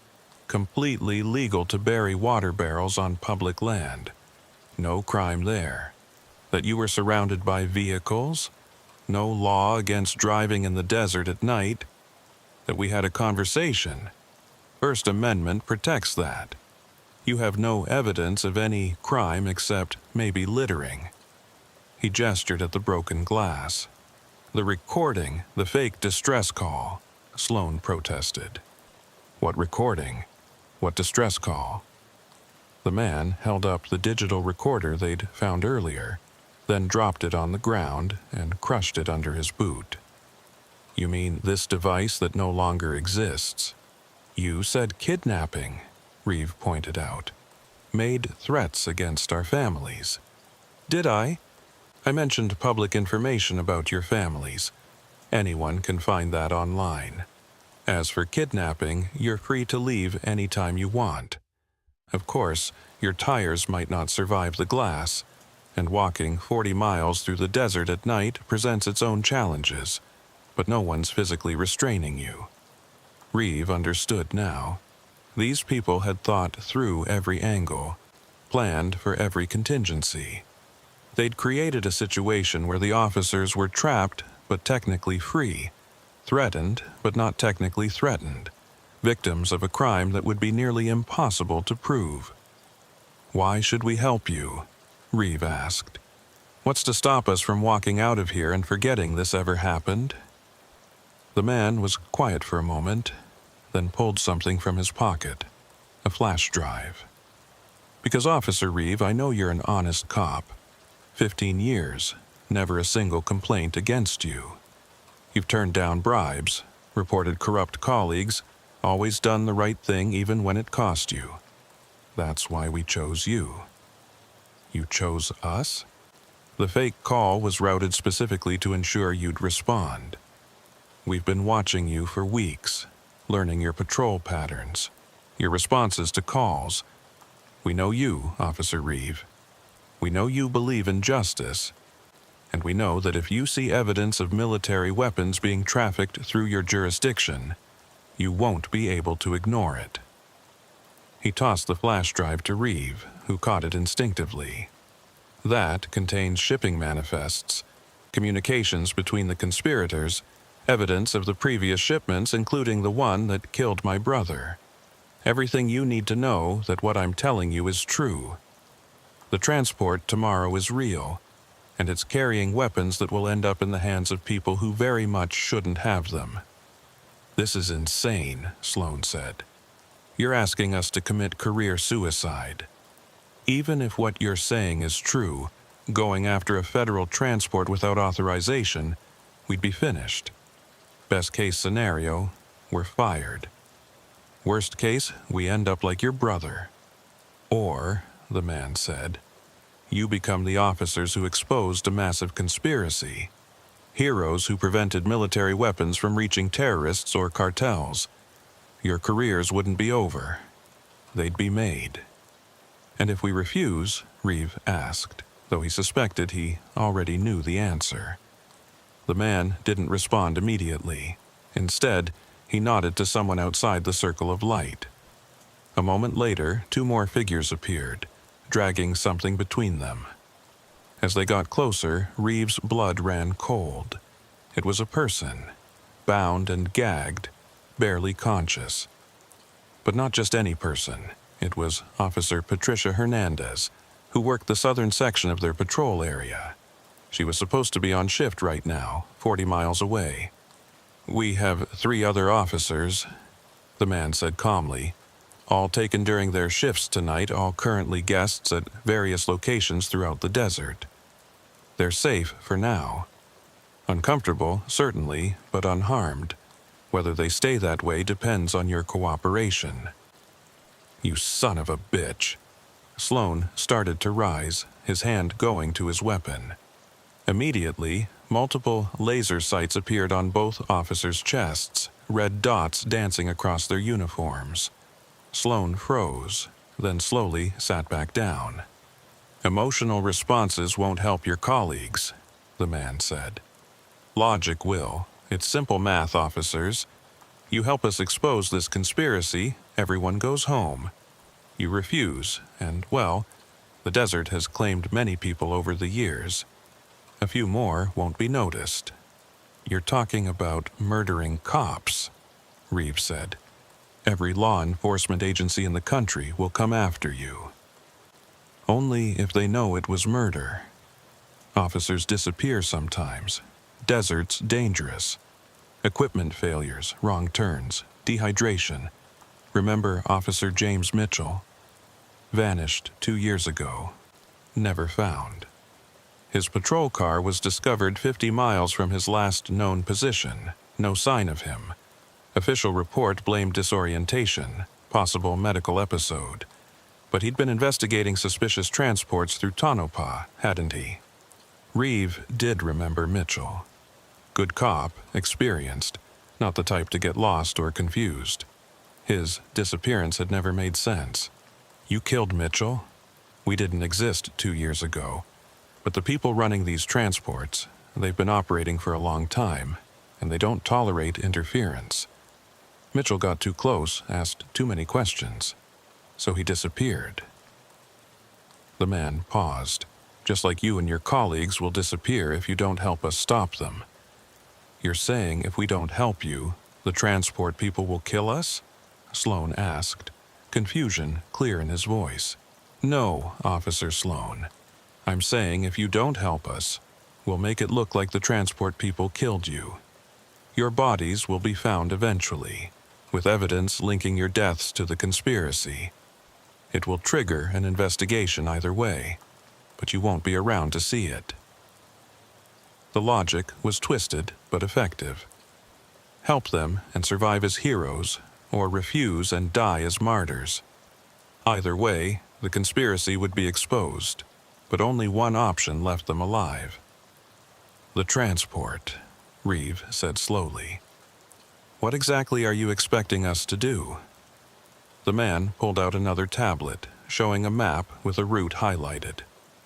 Tomorrow, 1:47 p.m., a black semi-truck with federal plates will pass through your jurisdiction on Highway 95. It will be traveling at exactly the speed limit, all paperwork in order, completely legal in appearance. But you'll receive an anonymous tip about suspicious cargo. You'll make the stop, request to search the trailer. They'll refuse, claim federal jurisdiction. You'll insist, maybe mention recent terrorist threats, the need for local law enforcement cooperation. Eventually, they'll open the trailer to avoid escalation. And inside? M4 rifles, military grade, reported destroyed but actually diverted for black market sale. Enough weapons to arm a small militia.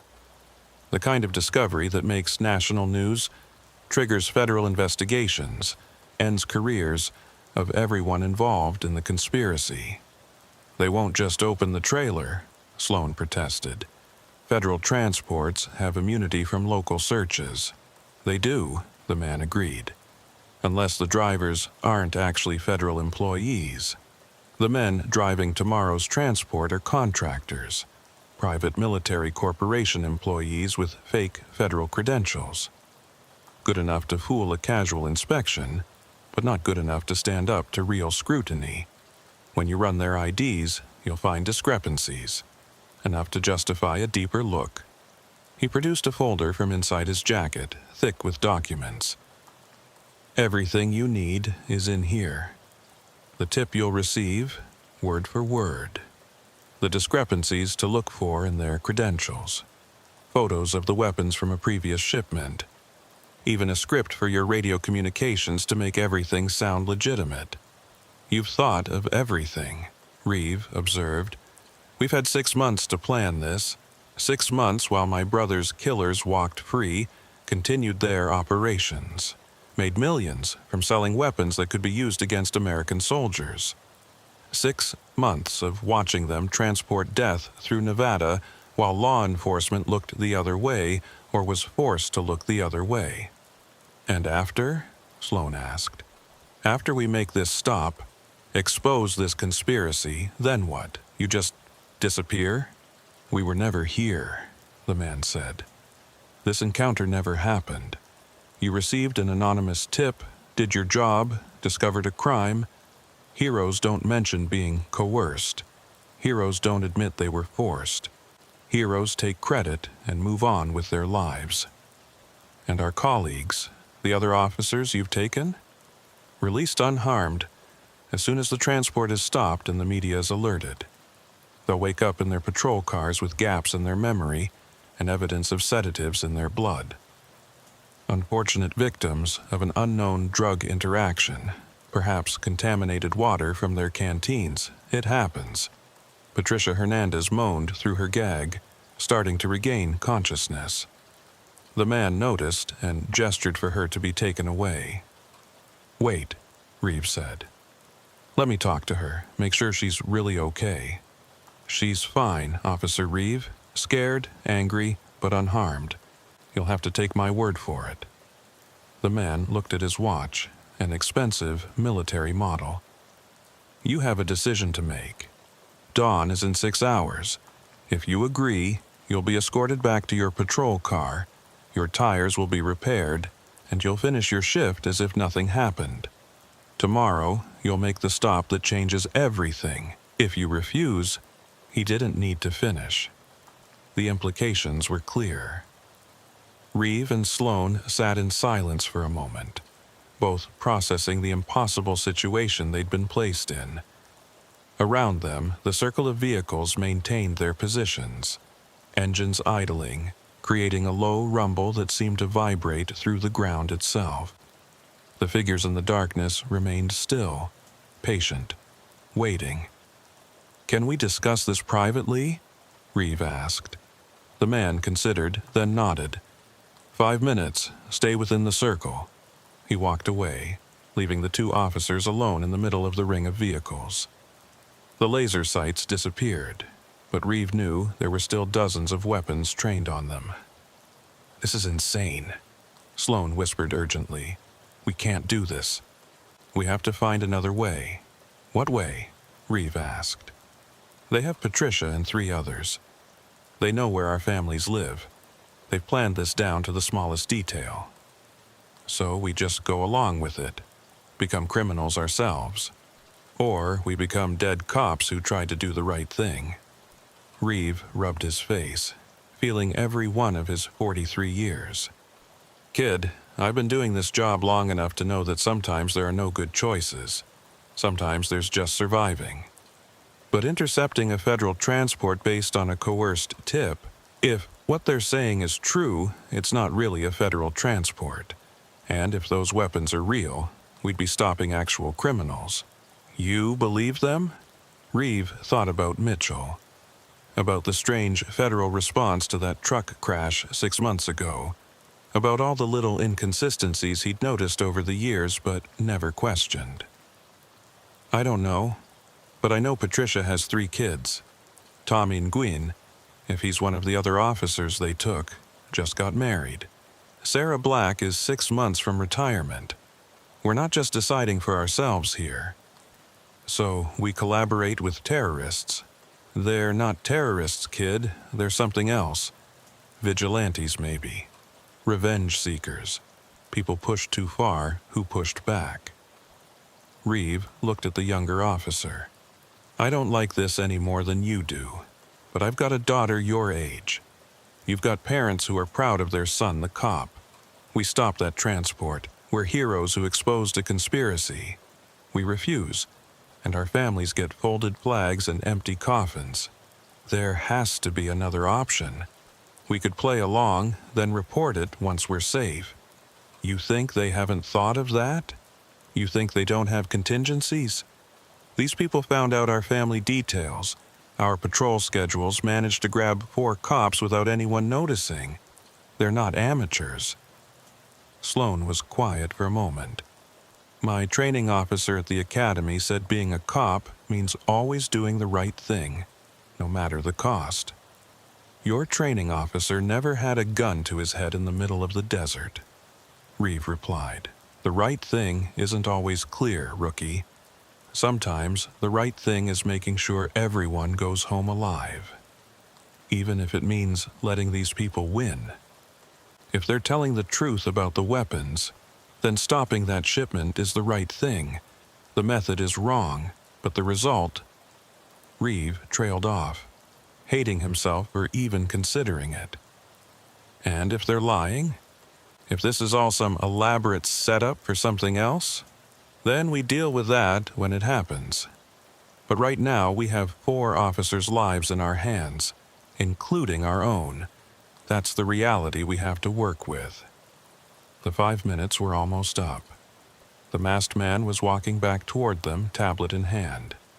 I need to know, Reeve said when the man reached them. The weapons shipment, it's real? This isn't some scheme to rob the truck or steal the weapons for yourselves. The man pulled up something on his tablet and showed it to them. It was a video, grainy but clear enough, showing the inside of a truck trailer filled with military weapons. The timestamp was from 3 weeks ago. Previous shipment, the man explained. Same route, same drivers, same cargo. These weapons are ending up with militia groups, criminal organizations, even potential terrorist cells. All because someone in the federal system is selling military hardware that's supposed to be destroyed. Why not just send this to the FBI, the media? We did. Anonymous tips to every federal agency, every major news outlet. Nothing happened. The conspiracy goes too high. Too many people are making too much money. The only way to stop it is to create a situation they can't cover up. Local cops making a legitimate stop, finding the weapons, calling it in publicly before it can be buried. And your brother's death will finally mean something. He died trying to expose this even if he didn't know it at the time. Tomorrow, we finish what he started. Reeve looked at Sloan, saw the conflict in the younger officer's eyes. The kid was too green for this, too idealistic to understand that sometimes the world forced impossible choices on good people. but he was also smart enough to recognize when they were out of options. "If we do this," Reeve said slowly, "I need guarantees. The other officers are released unharmed. Our families are left alone, and after tomorrow, we never hear from you again." "Agreed," the man said immediately. "After tomorrow, we cease to exist. The group disbands, everyone goes their separate ways. This was only ever about stopping the shipments and getting justice for those who died because of them. And if something goes wrong, if the transport doesn't show, or they refuse the search, or then you did your best, and everyone still goes home. We're not unreasonable, Officer Reeve. We know operations like this can go sideways. All we ask is that you make a genuine effort. Stop the truck, try to search it. If it fails, it fails. But at least we tried." "I want to talk to Patricia," Reeve insisted. "Proof of life for all the officers." The man considered, then pulled out a satellite phone. He dialed, waited, then handed it to Reeve. "Speakerphone, you have 1 minute." Reeve activated the speaker. "Patricia, it's Dalton." "Dalton?" Patricia's voice was scared but strong. "What the hell is happening? These people... Are you hurt?" "No, I'm okay. Scared shitless, but okay. They grabbed me during my traffic stop. Professional. Quick. They know what they're doing. Are the others with you?" "Tommy's here. Sarah and Mike are at another location," they said. "Dalton, what do they want?" "It's being handled, Patricia. You're going to be okay. All of you. Just stay calm, and this will be over soon." "Dalton." The line went dead. The man pocketed the phone. "Satisfied?" Reeve nodded slowly. "We'll do it. But I want those officers released the moment we make the stop. Not after the media shows up, not after the weapons are confirmed. The moment we stop that truck. Acceptable. They'll be released and directed to your location as backup. It will look like they responded to your call for assistance. And how do we explain their missing time? They won't remember most of it. The sedative we used has amnesiac properties. They'll remember being grabbed, then waking up in their vehicles, responding to your call. Disorienting, but not incriminating." The man held out the folder of documents. "Everything you need is in here. Study it tonight. Memorize the important parts, then burn it. The anonymous tip will come through dispatch at exactly 1:15 p.m. tomorrow. You'll be in position to intercept." Reeve took the folder, feeling like he was accepting a deal with the devil. "If this goes wrong..." "It won't," the man interrupted. "You're good cops. Do what you do best, your job. Stop the bad guys, save the day, go home to your families." He gestured to the ring of vehicles. "A path will be cleared for you to leave. Your tires have already been repaired, high-speed patches that will hold until you can get proper replacements. Drive straight back to the highway. Report that the illegal dumping call was a false alarm. Finish your shift normally." "That's it?" "That's it, Officer Reeve. Tomorrow, you change the world. Tonight, you're just 2 cops who responded to a nothing call in the desert." The vehicles began moving, creating an opening in the circle. The broken glass had been swept aside in a clear path to their patrol car. It was also organized, so precise. These people had indeed thought of everything. As they walked back to their vehicle, Sloan whispered, "Are we really doing this?" "We're surviving this," Reeve corrected. "Everything else is details." They got in their patrol car, and Reeve started the engine. It turned over smoothly, and he could feel that the tires had indeed been repaired. Professional work, probably better than the department's motor pool could have done. As they drove through the gap in the vehicles, Reeve looked in his rearview mirror.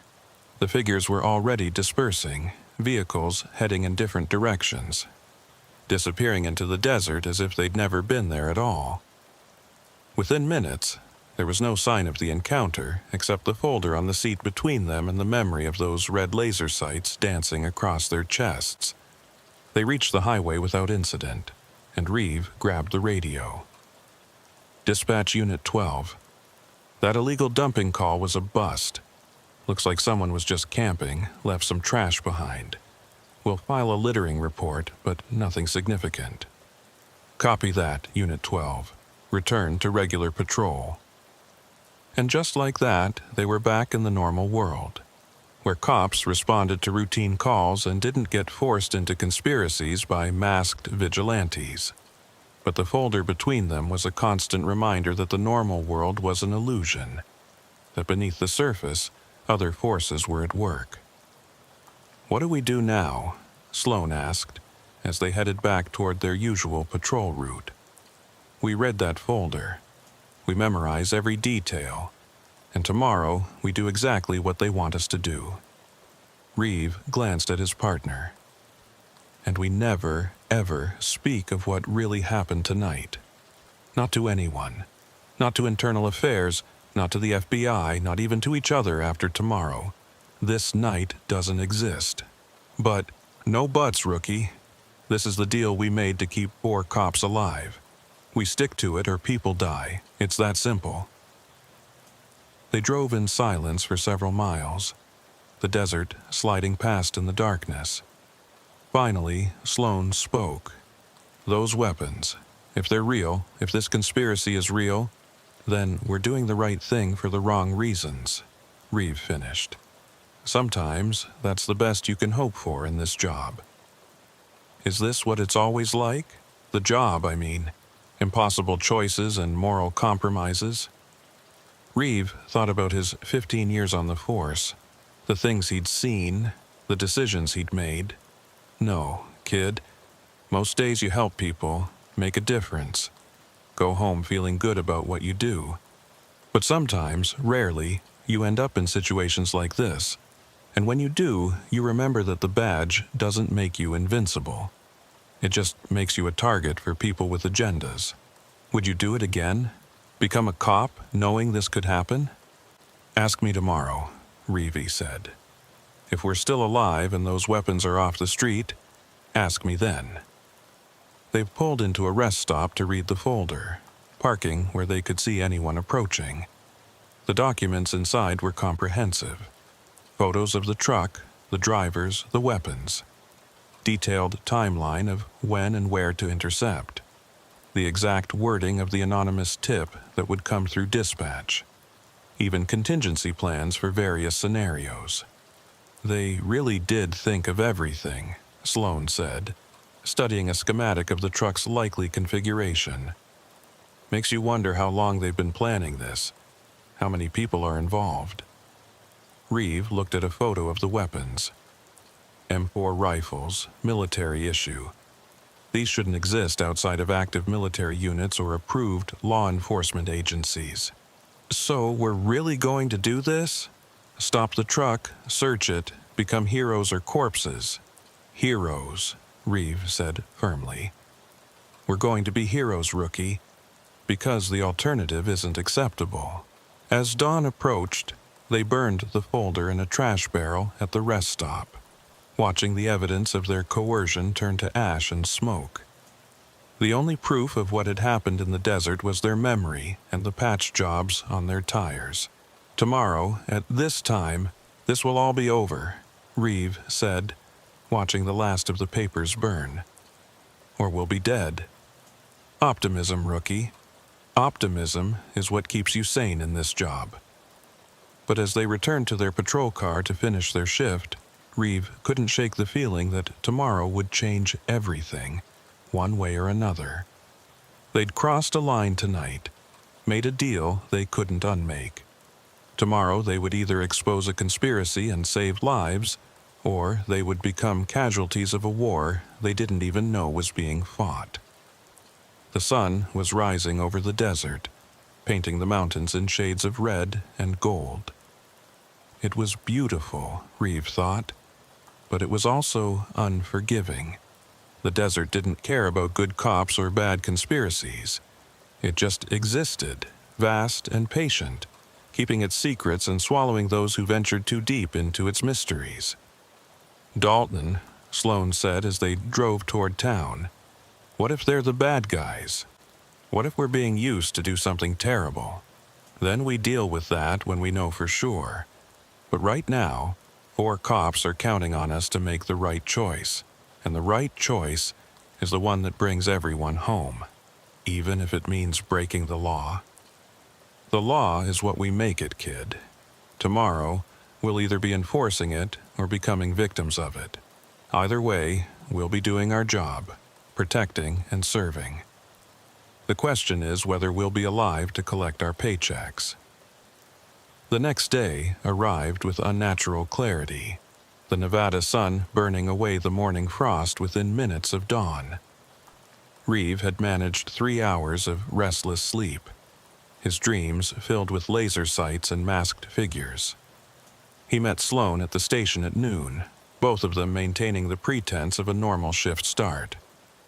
"You good?" Reeve asked quietly as they checked out their patrol unit. "No," Sloan admitted, "but I'm here." They'd both memorized the contents of the folder, knew exactly where to be and when. The transport would enter their jurisdiction at approximately 1:40 p.m., traveling north on Highway 95. They needed to be in position by 1:30, ready to respond to the anonymous tip that would come at 1:15. "Normal patrol until then," Reeve instructed. "We can't do anything that looks suspicious." They drove their usual route, responded to a minor fender bender, wrote 2 speeding tickets, all perfectly routine. But Reeve could feel the tension in the car, both of them watching the clock, counting down to the moment that would change everything. At 1:14 p.m., they were positioned at a truck stop 18 miles south of where they'd intercept the transport. Reeve had the radio in his hand, waiting. At exactly 1:15, dispatch crackled to life. "All units, be advised. Anonymous tip regarding possible weapons trafficking. Black semi-truck, federal plates, northbound on Highway 95. Caller claims to have seen military-style weapons being loaded in Vegas. Approach with caution." "Unit 12 responding," Reeve said immediately. "We're southbound on 95, will intercept." "Copy that, Unit 12. Backup is available if needed. We'll advise after initial contact."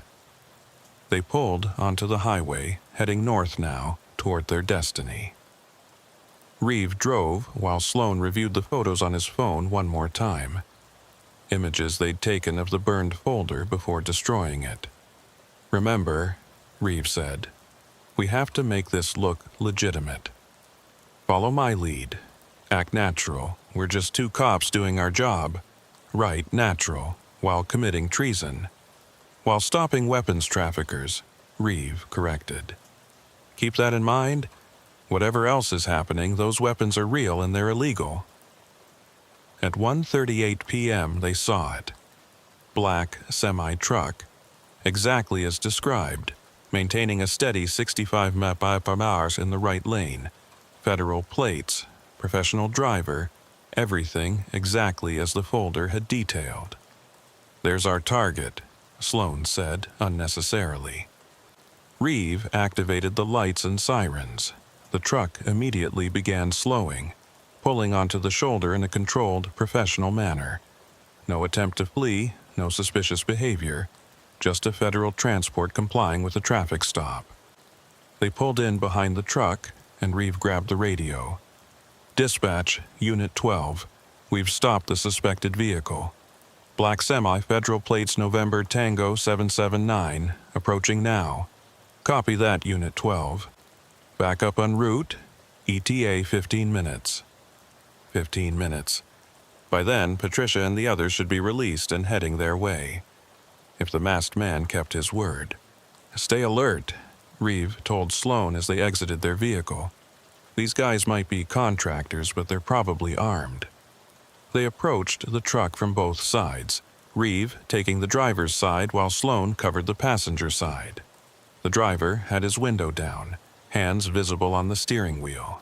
He was exactly as the photos had shown. Mid-30s, military haircut, calm expression. "Afternoon, officer," the driver said. "Is there a problem?" "Federal transport?" Reeve asked, though he already knew. "That's right, Department of Defense shipment. Here's my paperwork." The driver handed over a thick folder of documents. Reeve examined them, looking for the discrepancies the masked man had described.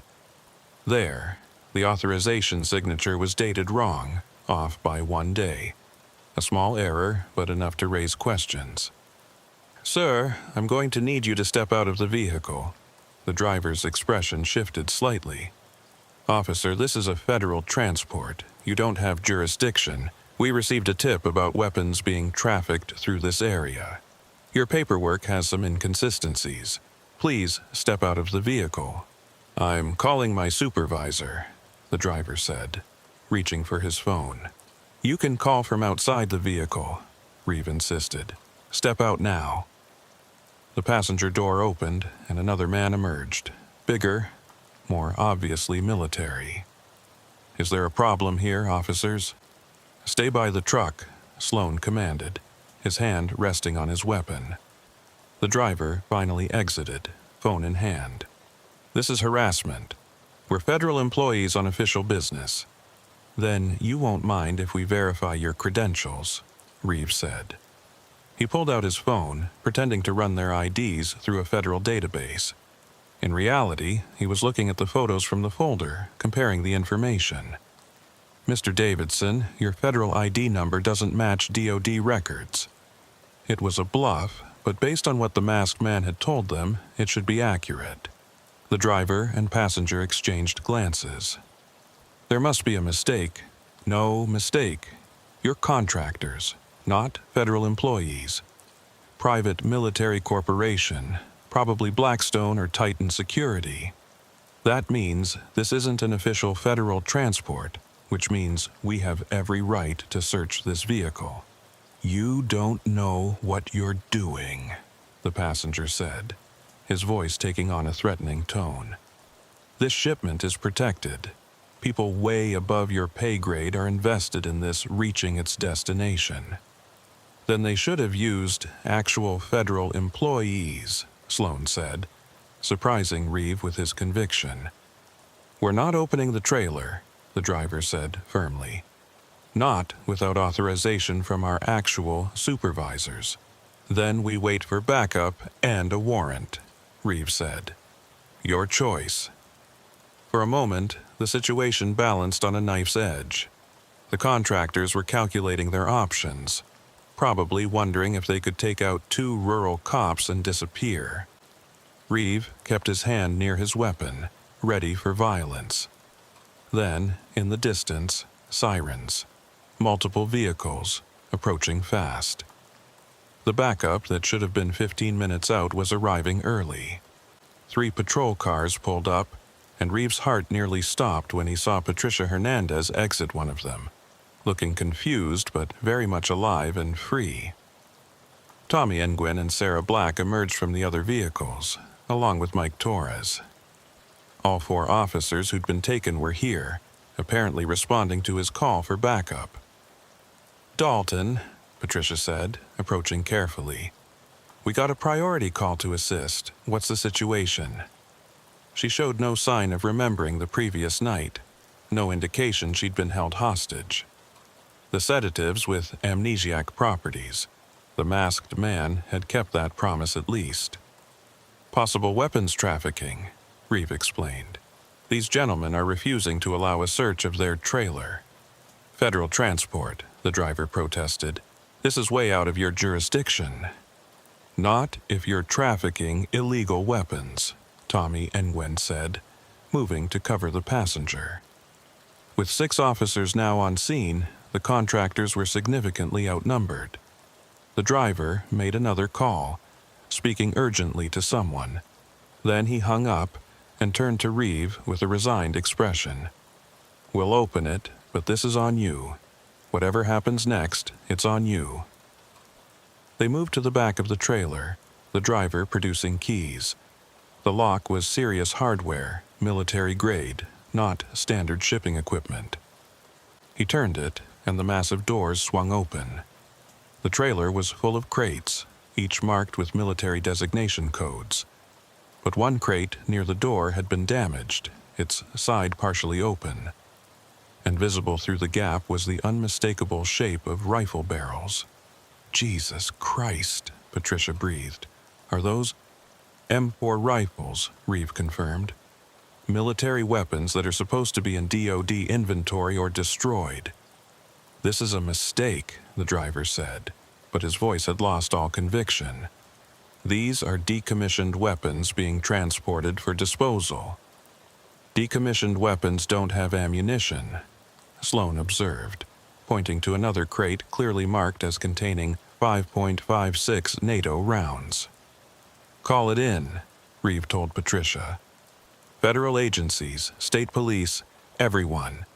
And get photos of everything before anyone tries to make this disappear." As Patricia made the calls and the other officers documented the scene, Reeve noticed something. The passenger contractor was texting rapidly on his phone, and he had a slight smile on his face, not the expression of someone whose illegal operation had just been exposed. "Something funny?" Reeve asked him. The man looked up. "You have no idea what you've just done, do you? The people behind this shipment, they don't just go to prison. They don't just accept defeat. They adapt, evolve, and eliminate problems. Is that a threat? It's a forecast, officer. You just became a problem. All of you did. And problems get solved." Before Reeve could respond, his phone buzzed with a text from an unknown number. "Well done. Contract complete. Look under your spare tire when you get home. Stay safe, heroes." The masked man's final message. Whatever happened next, their part in his plan was finished. Within 30 minutes, the scene was swarming with federal agents, state police, and media who'd somehow been alerted to the story. The weapons were confirmed as military hardware that had been reported destroyed, worth millions on the black market. The contractors were arrested, though they maintained their silence even as they were led away in handcuffs. Reeve and Sloan found themselves at the center of a media storm, hailed as heroes who'd uncovered a massive conspiracy.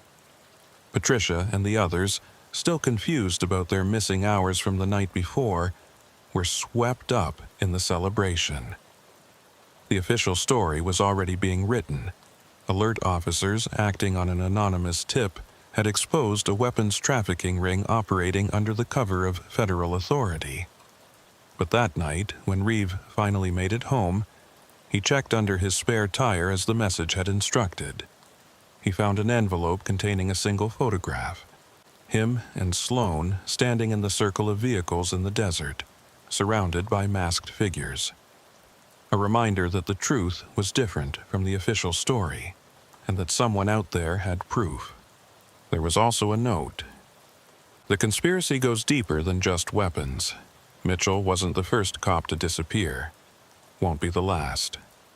Watch your back. The real war is just beginning." Reeve burned both the photo and the note. But their message was clear. They'd won this battle, exposed this shipment, saved lives by keeping those weapons off the street. But they'd also made enemies, powerful ones who operated in shadows and didn't forgive interference. 3 weeks later, the investigation had expanded dramatically. 17 people had been arrested, including 2 high-ranking DoD officials and a congressman who'd been facilitating the sales. The media called it the biggest weapons trafficking scandal in U.S. history. Reeve and Sloan were invited to testify before Congress, offered promotions, hailed as exemplars of honest law enforcement. But Reeve couldn't shake the feeling that they were being watched. Sometimes he'd catch glimpses of vehicles that reminded him of that night in the desert. Sometimes his radio would crackle with static that sounded almost like voices. And sometimes, late at night, he'd wonder if the masked man and his people were still out there, planning their next move against the conspiracy they'd only partially exposed. Patricia never fully recovered her memory of that missing night. Medical tests showed traces of a sophisticated sedative in her system, but nothing that could explain the complete amnesia. She returned to duty, but Reeve noticed she was different, more cautious, always checking her mirrors, always ensuring her radio was working. On some level, her body remembered the danger even if her mind didn't. Sloane struggled the most with what they'd done. The rookie who'd believed in absolute right and wrong had been forced to confront the gray areas of survival and justice. He was a good cop, maybe even a great one now, but the idealism had been replaced with pragmatism. He never spoke about that night in the desert, but sometimes Reeve would catch him staring at nothing, probably replaying those moments when they'd sat in the circle of vehicles, their lives hanging by a thread. 6 months after the weapons bust, Officer Mike Torres disappeared. His patrol car was found on a service road not unlike the one where Reeve and Sloane had been ambushed. No signs of struggle, no body, just an empty vehicle and a mystery. The official investigation found nothing, but Reeve knew. The contractor had warned them. Problems get solved. Reeve started carrying a personal locator beacon, separate from his official equipment. He varied his routes, never followed patterns, always stayed alert. He knew it was just a matter of time before someone came for him, too. The conspiracy they'd exposed had been just one tentacle of something much larger, and cutting it off had only made the creature angry. But he also knew that somewhere out there the masked man and his group were watching too.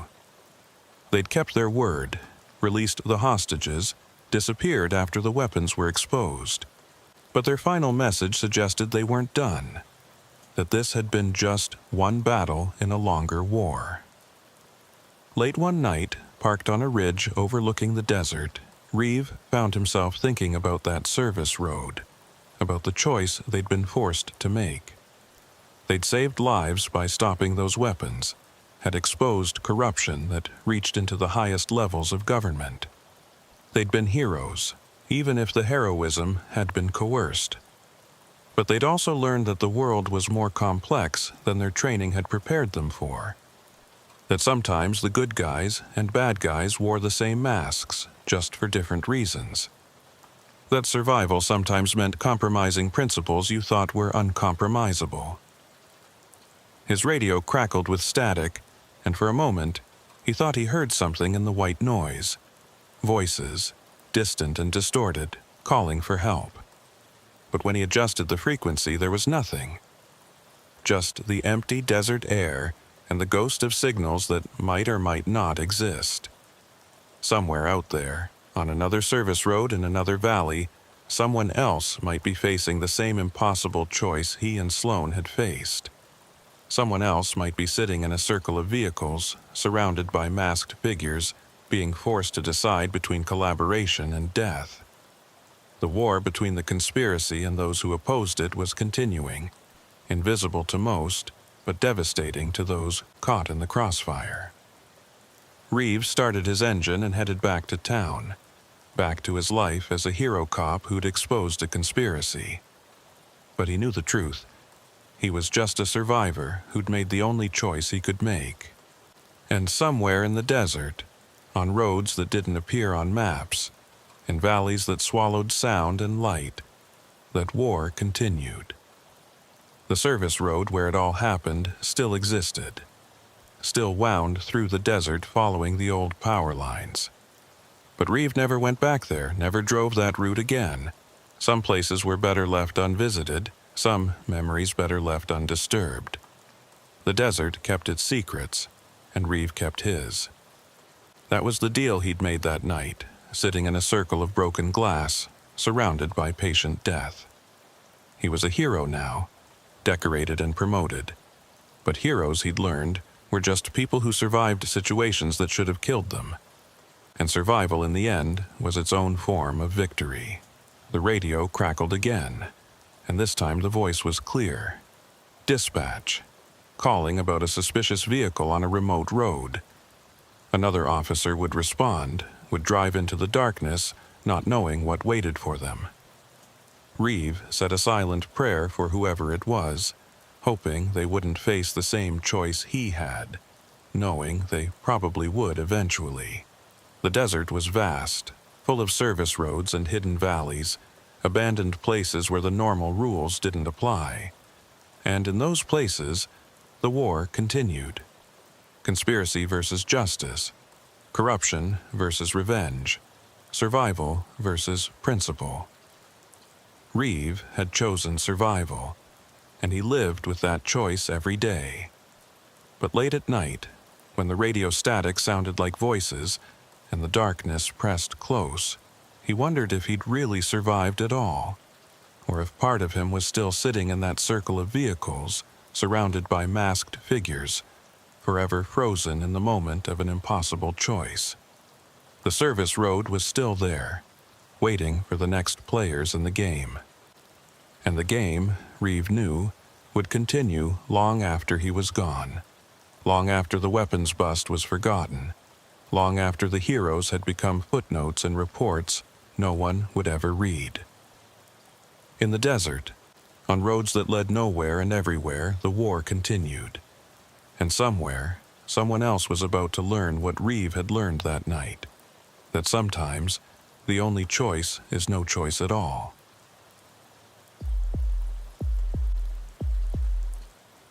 It was a Sunday morning in November.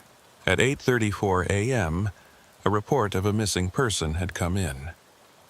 The sun was melting the frost that had settled over the abandoned mining town of Silver Ridge at night, in contrast to the scorching heat of the desert.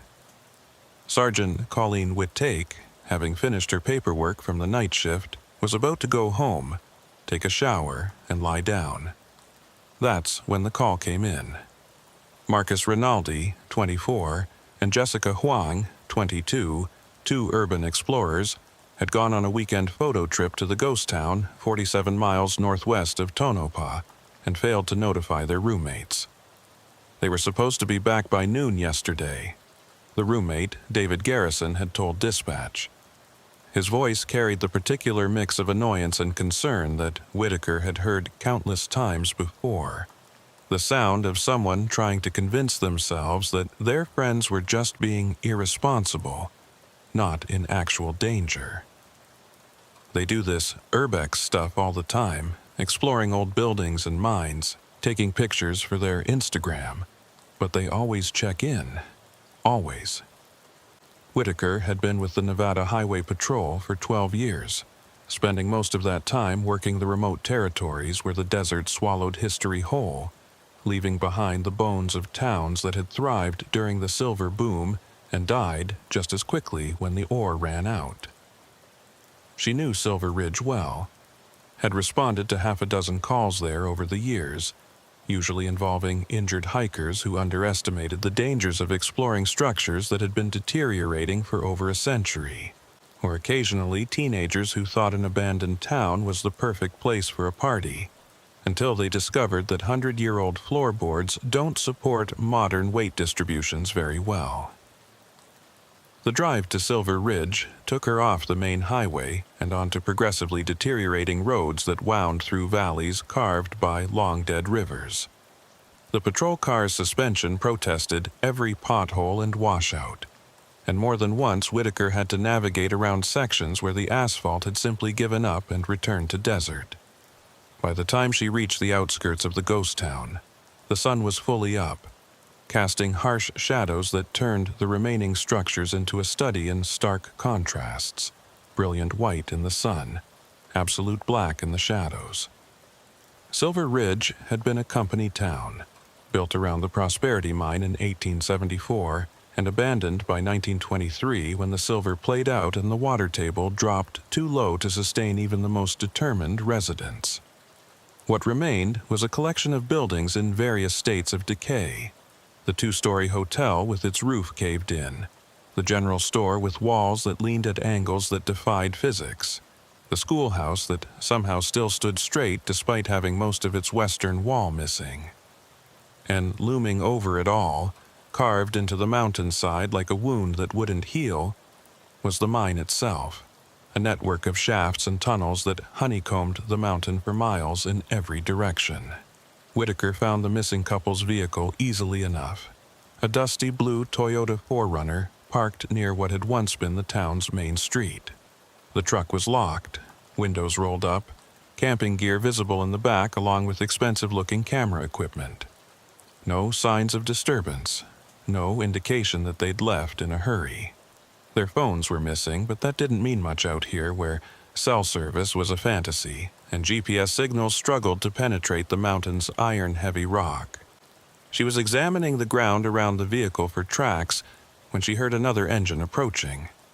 A battered Ford pickup emerged from the dust cloud it was creating, and Whitaker recognized Franklin Ortiz even before he stepped out. Ortiz was a volunteer with the county search and rescue team, a retired mining engineer who knew the old workings better than anyone else alive. He was in his 60s, weathered by decades of desert sun, with hands scarred from a lifetime of working with rock and metal. "Colleen," he greeted her with a nod, his expression already grim. "Heard the call on the scanner, urban explorers. 2 of them, college kids from Reno, been missing since yesterday afternoon." Whitaker showed him the photos David had provided. Marcus, with his carefully maintained beard and vintage camera, Jessica, with her pink-streaked hair and infectious smile. They looked like what they were, young, enthusiastic, confident in their immortality. Ortiz studied the photos, then looked up at the mine entrance visible on the mountainside. "If they went in there, we've got problems. County's been trying to get funding to properly seal that mine for 20 years. Every few months, someone new discovers it, posts about it online, and we get another wave of explorers who think 100-year-old mining tunnels are just another tourist attraction. But it's sealed, right? I remember there being a gate." Ortiz's expression darkened. There was. "Come on, I'll show you." They hiked up the steep trail that switchbacked up the mountainside, past rusted ore carts that had been abandoned where they stood, past the remnants of the aerial tramway that had once carried silver ore down to the processing mill in the valley below. The entrance to the Prosperity Mine's main shaft was exactly as Whitaker remembered it. A timber-framed opening cut into the living rock, maybe 8 feet high and 6 feet wide. But the heavy steel gate that had been installed by the county 5 years ago hung open, its massive padlock cut clean through with what looked like bolt cutters. "Fresh cut," Ortiz observed, examining the lock. "Maybe a week old, no more. And look here." He pointed to marks in the dust near the entrance. "Someone's been moving equipment. These are dolly tracks. Someone wheeled something heavy out of here recently." Whitaker crouched to examine the tracks more closely. Mixed in with the dolly marks were footprints, lots of them. Some were old, filled with dust, but others were fresh, including 2 sets that matched the tread pattern she'd noticed by the 4Runner. Our missing kids were here. Recently. But it was what she found next that made her stomach tighten with apprehension. Propped against a rock about 10 feet from the mine entrance was a piece of rusted sheet metal, and scratched into its surface with something sharp was a single word: "Help." The scratches were fresh, the metal shavings still bright against the rust. Whoever had written it had done so in a hurry. The letters were uneven, desperate. And there was something else. A smear of what looked like blood on the lower corner of the metal, as if someone had cut themselves on the sharp edge. "We need to go in," Whitaker said, already reaching for the flashlight on her duty belt. Ortiz grabbed her arm. "Not without proper equipment. That mine's been abandoned for 100 years, and someone's been in there recently stealing God knows what. The supports could be compromised, there could be bad air, cave-ins waiting to happen. We do this right, or we don't do it at all." He was right, of course. Whitaker had been trained in confined space rescue, knew all the protocols, but she also knew that every minute counted when people were trapped underground. "How long to get equipped?" "I've got gear in my truck, helmets, lights, air monitors. rope. Basic stuff, but enough for an initial reconnaissance. But Colleen, we should call for backup. Get the full search and rescue team out here. Do it, Whitaker agreed. But I'm not waiting. Those kids could be hurt, could be running out of air. We do a quick reconnaissance while the team mobilizes. 20 minutes later, they stood at the mine entrance again, now properly equipped with helmets, headlamps, and backup lights. Ortiz had an air quality monitor clipped to his belt, and both carried emergency oxygen masks in case they encountered bad air. The monitor showed acceptable levels at the entrance, though Ortiz warned that could change quickly once they got deeper. The temperature dropped 15 degrees the moment they crossed the threshold into the mine. The beam of Whitaker's headlamp revealed rough-hewn walls supported by massive timber beams that had been turning to stone for a century. The floor was relatively smooth, worn by countless boots and ore carts, but covered now in a layer of dust and debris that showed recent disturbance. The footprints were clearer here, protected from the wind. Definitely 2 sets going in, but Whitaker couldn't tell if there were tracks coming out. Main shaft goes straight for about 300 feet, Ortiz explained, his voice echoing strangely in the confined space. Then it hits the first junction. 3 tunnels branch off.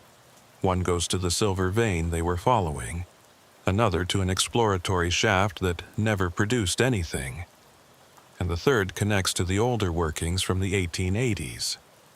They moved carefully, testing each step.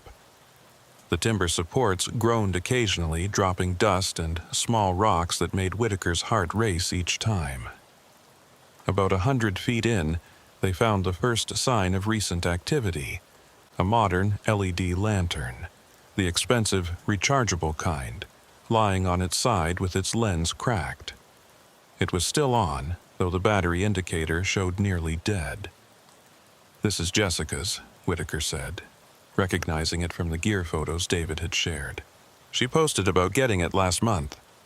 Ortiz examined the ground around where the lantern had fallen. "Looks like someone dropped it in a hurry. See these scuff marks? Someone was running." They continued deeper, and the quality of the air began to change. It wasn't bad yet. The monitor still showed safe levels, but there was a staleness to it, a thickness that made breathing feel like more work than it should be. At 200 feet, they found more evidence, a camera bag, abandoned against the wall, one of its straps torn. The camera inside was a vintage film model, probably worth thousands. No one would leave it behind voluntarily. "Marcus's camera," Whitaker confirmed.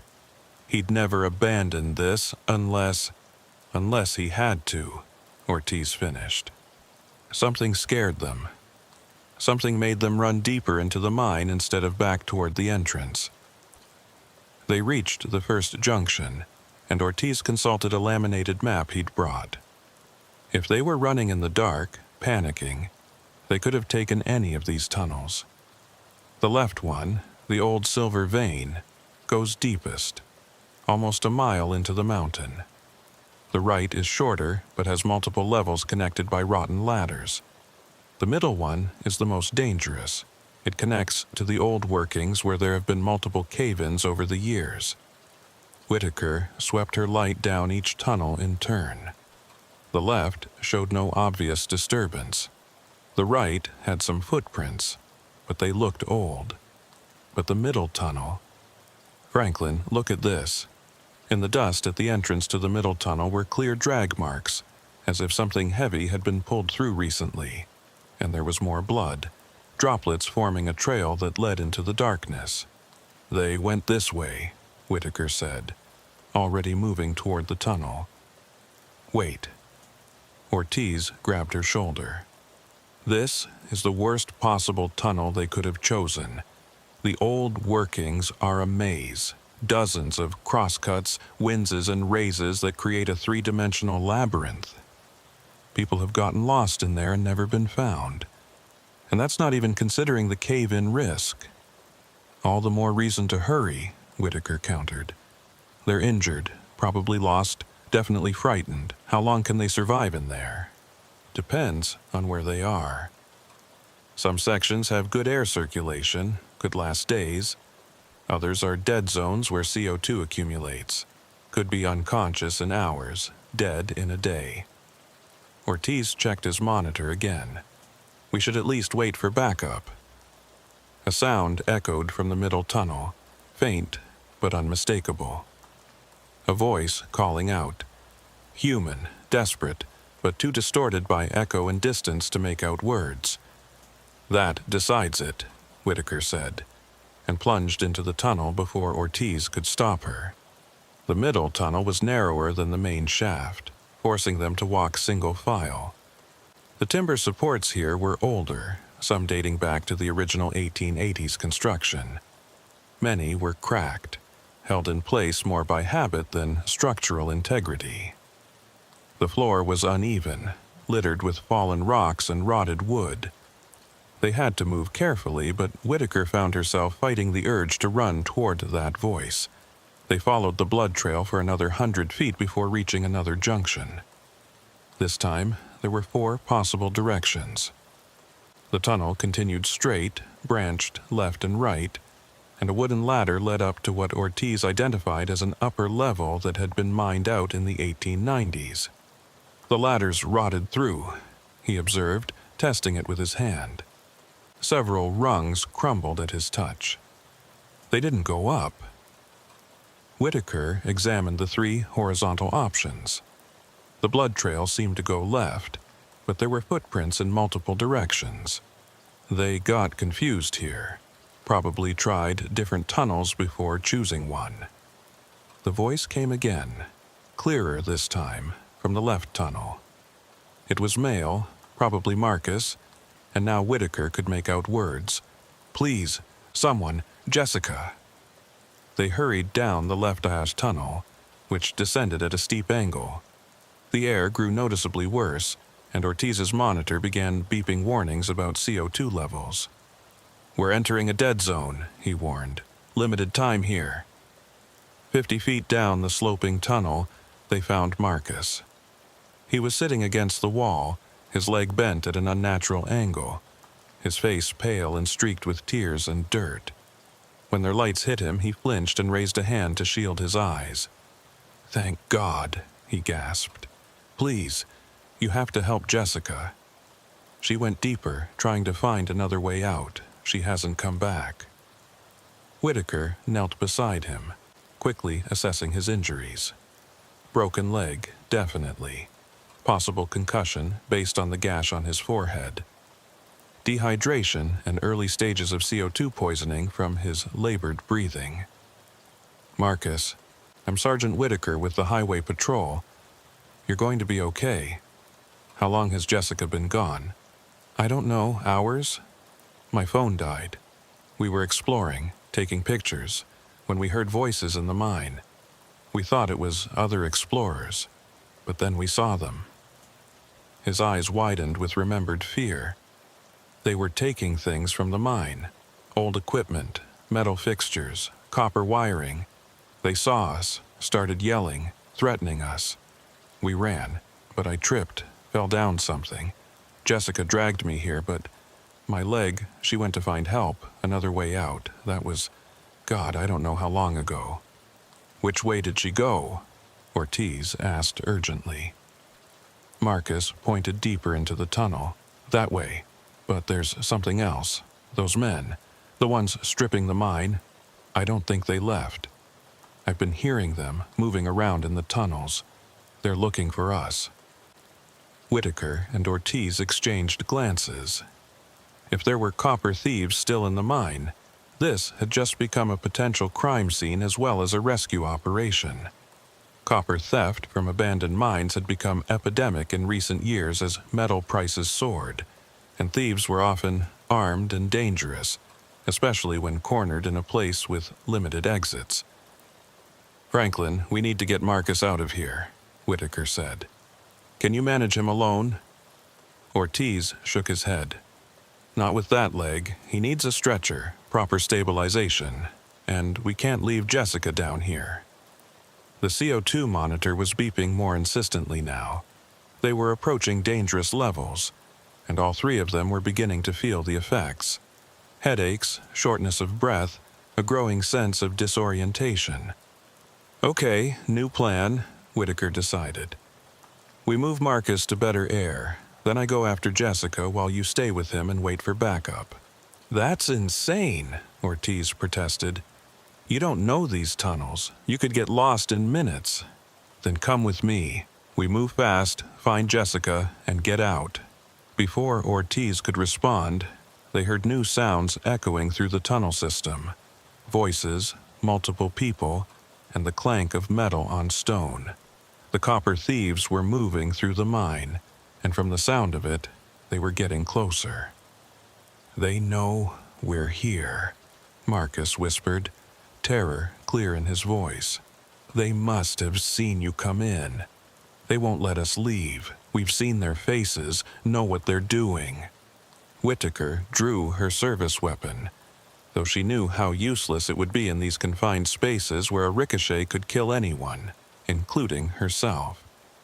Franklin, get on the radio. See if you can raise anyone. Get backup in here now. Ortiz tried, but the radio produced only static. The mountain's iron content and the depth underground made communication impossible. They were on their own. A woman's scream echoed through the tunnels, high, terrified, and definitely Jessica. It came from deeper in the mine, beyond where the tunnel disappeared into darkness. That's her!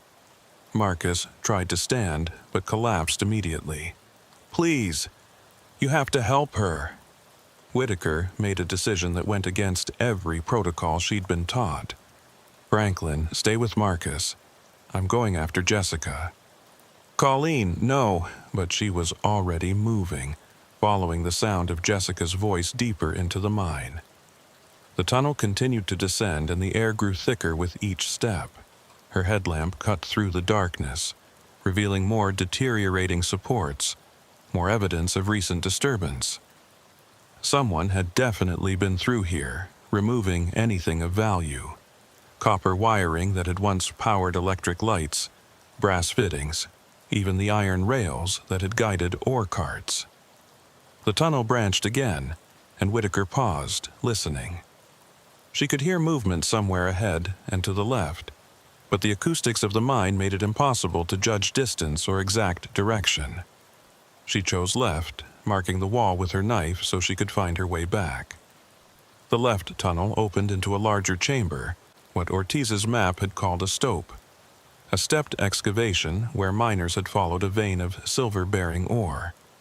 The chamber was massive, maybe 40 feet high and 60 feet across, with multiple levels connected by rotting wooden platforms and ladders.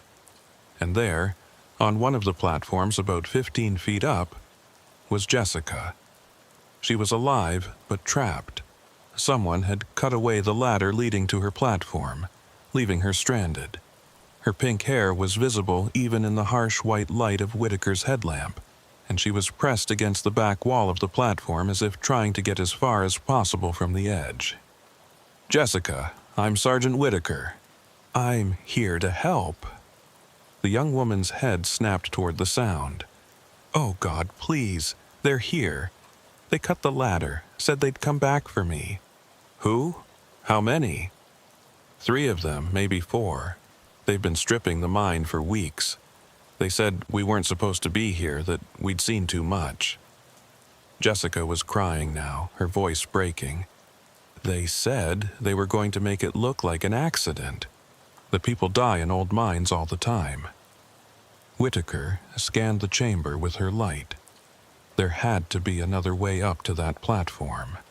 She spotted it, a series of timber crossbeams that formed a crude ladder up the opposite wall. It would be dangerous, but possible. Jessica, I'm coming up. Stay calm. She had just started climbing when she heard them. Footsteps, multiple sets, entering the chamber from another tunnel. Her light caught 3 figures, all wearing mining helmets with lights, all carrying tools that could easily become weapons. Pry bars, hammers, a battery-powered saw for cutting metal. "Well, well," one of them said, his voice echoing in the chamber. "The cop found our little photographer. This just got complicated, boys." Whitaker recognized the speaker. Ray Henders, a local she'd arrested twice for theft and once for assault. He'd been suspected of copper theft for years but had never been caught in the act. Until now. "Ray, it's over," she called down, one hand on her weapon. "Backup's already in the mine. Let the girl go, and we can all walk out of here." Ray laughed, an ugly sound in the enclosed space. "Nice try, Sergeant, but we've been watching. You came in with just Old Man Ortiz. Your radio won't work down here, and real backup's at least an hour away. That's plenty of time for accidents to happen." One of the other men spoke up, younger, nervous. "Ray, she's a cop. We can't—" "Shut up, Tyler," Ray snapped. "We're already looking at serious time for the copper. You want to add witness tampering to it? Or worse?" He looked back up at Whitaker. "You should have stayed out of this, Sergeant. Minded your own business. Now you're just 3 more urban explorers who went too deep and never came out." The air monitor on Whitaker's belt was beeping constantly now. The CO2 levels were approaching dangerous concentrations, and she could feel it. The headache was getting worse, her breathing more labored, her thoughts starting to fog. They needed to get out soon, or they'd all be unconscious within the hour. "Think about what you're doing, Ray," she tried reasoning. "You're talking about killing a cop and 2 kids. That's death penalty territory." "Only if they find the bodies," Ray replied. "This mine goes down 1,700 feet, connects to flooded workings from 3 different operations. Plenty of places for bodies to disappear. Hell, there's probably a dozen skeletons down here already from the mining days." He was moving as he talked, positioning his men to block the exits. Whitaker realized with growing dread that he'd done this before. Maybe not murder, but certainly used the mine's dangers to his advantage. How many accidents had there been over the years that were actually Ray covering his tracks? A new sound echoed through the chamber, a deep groaning of wood under stress, followed by the crack of breaking timber. One of the ancient support beams was giving way, weakened by the thieves' removal of cross-bracing for its metal bolts. "The whole thing's coming down," Tyler shouted, backing toward the exit. "Hold your position," Ray ordered, but there was fear in his voice now too. The beam cracked again, louder this time, and a cascade of rocks and dirt fell from the ceiling. The platform Jessica was on shuddered and tilted. She screamed, scrambling for purchase as the ancient wood began to separate from the wall. Whitaker didn't think. She just moved. She scrambled across the crossbeams with reckless speed, reaching the platform just as it tilted past the point of no return. She grabbed Jessica's arm and yanked her towards the solid rock ledge just as the platform tore away completely, crashing to the chamber floor in an explosion of rotted wood and dust. The impact triggered a chain reaction. More support beams cracked, more rocks fell. The thieves scattered, their careful positioning forgotten in the face of imminent cave-in. Ray shouted orders that no one listened to as his men fled into the tunnels. "We have to move," Whitaker shouted to Jessica, pulling her along the narrow ledge toward where she remembered seeing another tunnel entrance. The chamber was collapsing, century-old supports finally giving way to time and gravity and human greed. They made it to the tunnel entrance just as the main ceiling beam split with a sound like a gunshot. The tunnel they entered was narrow, unfamiliar, heading upward at a steep angle. Whitaker had no idea where it led, but anywhere was better than the collapsing chamber behind them. They ran, crawled through the darkness, their lights bouncing wildly, the sound of the collapse following them like a living thing. The tunnel branched, and Whitaker chose randomly, always picking passages that seemed to lead upward, toward better air, toward the surface. Behind them, she could hear Ray shouting, cursing, still following despite the danger. He knew that if they escaped, his operation was finished. He had nothing left to lose. The tunnel opened into another chamber, smaller than the last but still substantial. And there, thank God, was Marcus with Ortiz, who had somehow found an alternate route to reach them. "The whole mine's coming down," Whitaker gasped. "We need to get out now." Ortiz didn't argue. He'd fashioned a crude crutch for Marcus from broken timber, and together they began moving toward what Ortiz swore was a passage to the main tunnel. But they'd only gone 50 feet when Ray emerged from another tunnel, blocking their path. He was alone now, his men having abandoned him, but he still held the pry bar like a weapon. "Nobody's leaving," he said. And there was something broken in his voice, a man who'd crossed a line and knew there was no going back. "This mine's been my livelihood for 3 years. I'm not going to prison because some kids couldn't mind their own business. It's over, Ray," Whitaker said, stepping between him and the others. "Your men are gone. The mine's collapsing. If we don't get out now, we all die down here." "Maybe that's for the best," Ray said, and raised the pry bar. The gunshot was impossibly loud in the confined space, the echo bouncing off the walls until it seemed like a dozen shots. Ray looked down at his shoulder in surprise, where Whitaker's bullet had struck him. The pry bar fell from nerveless fingers. "I'm a damn good shot, Ray," Whitaker said, her weapon still trained on him. "The next one won't be in your shoulder. Now move aside." Ray stumbled back against the wall, clutching his bleeding shoulder. The fight had gone out of him, replaced by the shock and pain of his wound. They moved past him quickly, Ortiz leading the way through a maze of passages that Whitaker couldn't have navigated alone. The main tunnel, when they finally reached it, felt like salvation. The air was better here, and they could see actual daylight filtering in from the entrance, still hundreds of feet away, but visible, achievable. They moved as quickly as they could, Marcus hopping on his makeshift crutch with Jessica supporting his other side, Whitaker bringing up the rear and watching for any sign of Ray following. They were 100 feet from the entrance when the big collapse hit. The sound started as a low rumble, like distant thunder that grew and grew until it became a physical force that shook the mountain itself. The main tunnel support beams, weakened by the collapse in the deeper chambers and the systematic removal of their metal bracing, began to fail in sequence. It was like dominoes falling, each failure triggering the next, a cascade of destruction that had been building for years and needed only this final insult to bring it all down. "Run!" Ortiz shouted, though it was unnecessary.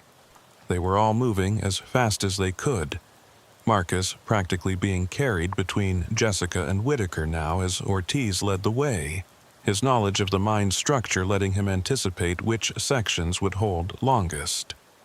The ceiling began to rain debris, first dust, then pebbles, then fist-sized rocks that struck with bruising force. A timber beam directly overhead cracked with a sound like breaking bones, and Whitaker shoved Jessica and Marcus forward just as it came down, missing them by inches. They could see the entrance clearly now, that rectangle of blinding daylight that promised safety, life, escape from this collapsing tomb. 50 feet, 40, 30. The mountain roared. The final collapse wasn't gradual, it was catastrophic. The entire ceiling of the tunnel gave way at once, thousands of tons of rock and earth following the path of least resistance down into the hollow spaces that humans had carved over a century ago. Whitaker had a split second to see the wall of darkness descending before she grabbed Jessica and Marcus and dove for the shallow depression in the tunnel wall that Ortiz had pointed out earlier as an old explosive cache. The world ended in noise and darkness and crushing weight. When the dust settled and the mountain grew quiet again, Whitaker found herself in absolute darkness. Her headlamp was gone. torn away by the violence of the collapse. She could taste blood and dirt, could feel the weight of rocks pressing against her back, but she could move barely. The depression in the wall had saved them, creating a small pocket of space in the collapse, but she had no idea how stable it was, or how much air they had. "Jessica!" she called out, her voice rough with dust. "Marcus? Franklin?" "Here." Jessica's voice came from inches away, thin with terror. "I can't see anything." "My leg," Marcus groaned from somewhere to her left. "It's trapped." "Franklin?" No response. "Ortiz," a cough, then his voice, weak but alive. "I'm here, pinned but breathing." Whitaker tried to orient herself in the darkness. They were in a pocket maybe 6 feet long and 3 feet high, created by the angle of the wall and the way the larger rocks had fallen. She could feel smaller debris still settling, hear the occasional crack of rock under pressure. Their space could collapse completely at any moment. She forced herself to think clearly despite the panic clawing at her chest. They were maybe 20 feet from the entrance when the collapse hit. Close enough that rescue was possible, but far enough that they could be here for hours or days before anyone could dig through. "Everyone stay calm," she said, trying to project authority she didn't feel. "Search and rescue will be here soon. We just need to conserve air and wait." "My phone," Jessica said suddenly. "I still have it." A moment later, blessed light. The weak glow of a phone screen illuminating their tiny prison. It wasn't much, but after the absolute darkness, it felt like salvation. The light revealed their situation. They were indeed in a small pocket, the ceiling of collapsed rock mere inches above them in places. Marcus's left leg was pinned under a fallen beam, though it seemed to be supporting some of the weight above them. Moving it could bring everything down. Ortiz was against the far wall, a large rock across his chest that he couldn't shift alone. The phone had no signal, of course, but it showed the time, 11:47 a.m. They'd been in the mine for over 2 hours. Whitaker wondered how long it would take for real help to arrive. The full search and rescue team was probably already mobilizing, but they'd need heavy equipment to get through this collapse. Hours at minimum, possibly days. "We need to ration the phone battery," Whitaker said. "Turn it off for now. We'll check it every 30 minutes. The darkness returned, somehow worse now that they'd had that brief respite. In the black, every sound was magnified. The settling of rocks, the labored breathing of 4 people in a confined space, the occasional whimper of pain from Marcus. "Tell us a story," Jessica said suddenly. "Please, I need to think about something else." It was Ortiz who responded, his voice stronger now. "You want to know the real history of this mine. Not the tourist version, but what really happened here." "Yes," Jessica said quickly, and even Marcus made a sound of agreement. "The Prosperity Mine wasn't about silver. Not really," Ortiz began. "Oh, they found silver, sure, made a few men rich, but the real story was about what else they found down here. My grandfather worked this mine in the 1910s, before it closed. He told me stories that his supervisors made him swear never to repeat." "What kind of stories?" Whitaker asked, grateful for any distraction from their situation. "They broke through into natural caverns about 800 feet down. Massive chambers that had never seen sunlight, filled with formations that couldn't exist according to geology, crystals that glowed with their own light, water that ran uphill, and bones, enormous bones that didn't match any known animal." "You're making this up," Marcus said. But there was hope in his voice that it might be true, that there might be magic even in this nightmare. "My grandfather saw them himself. The company sealed that section immediately, told the miners it was unstable. But men talk, especially when they're drunk.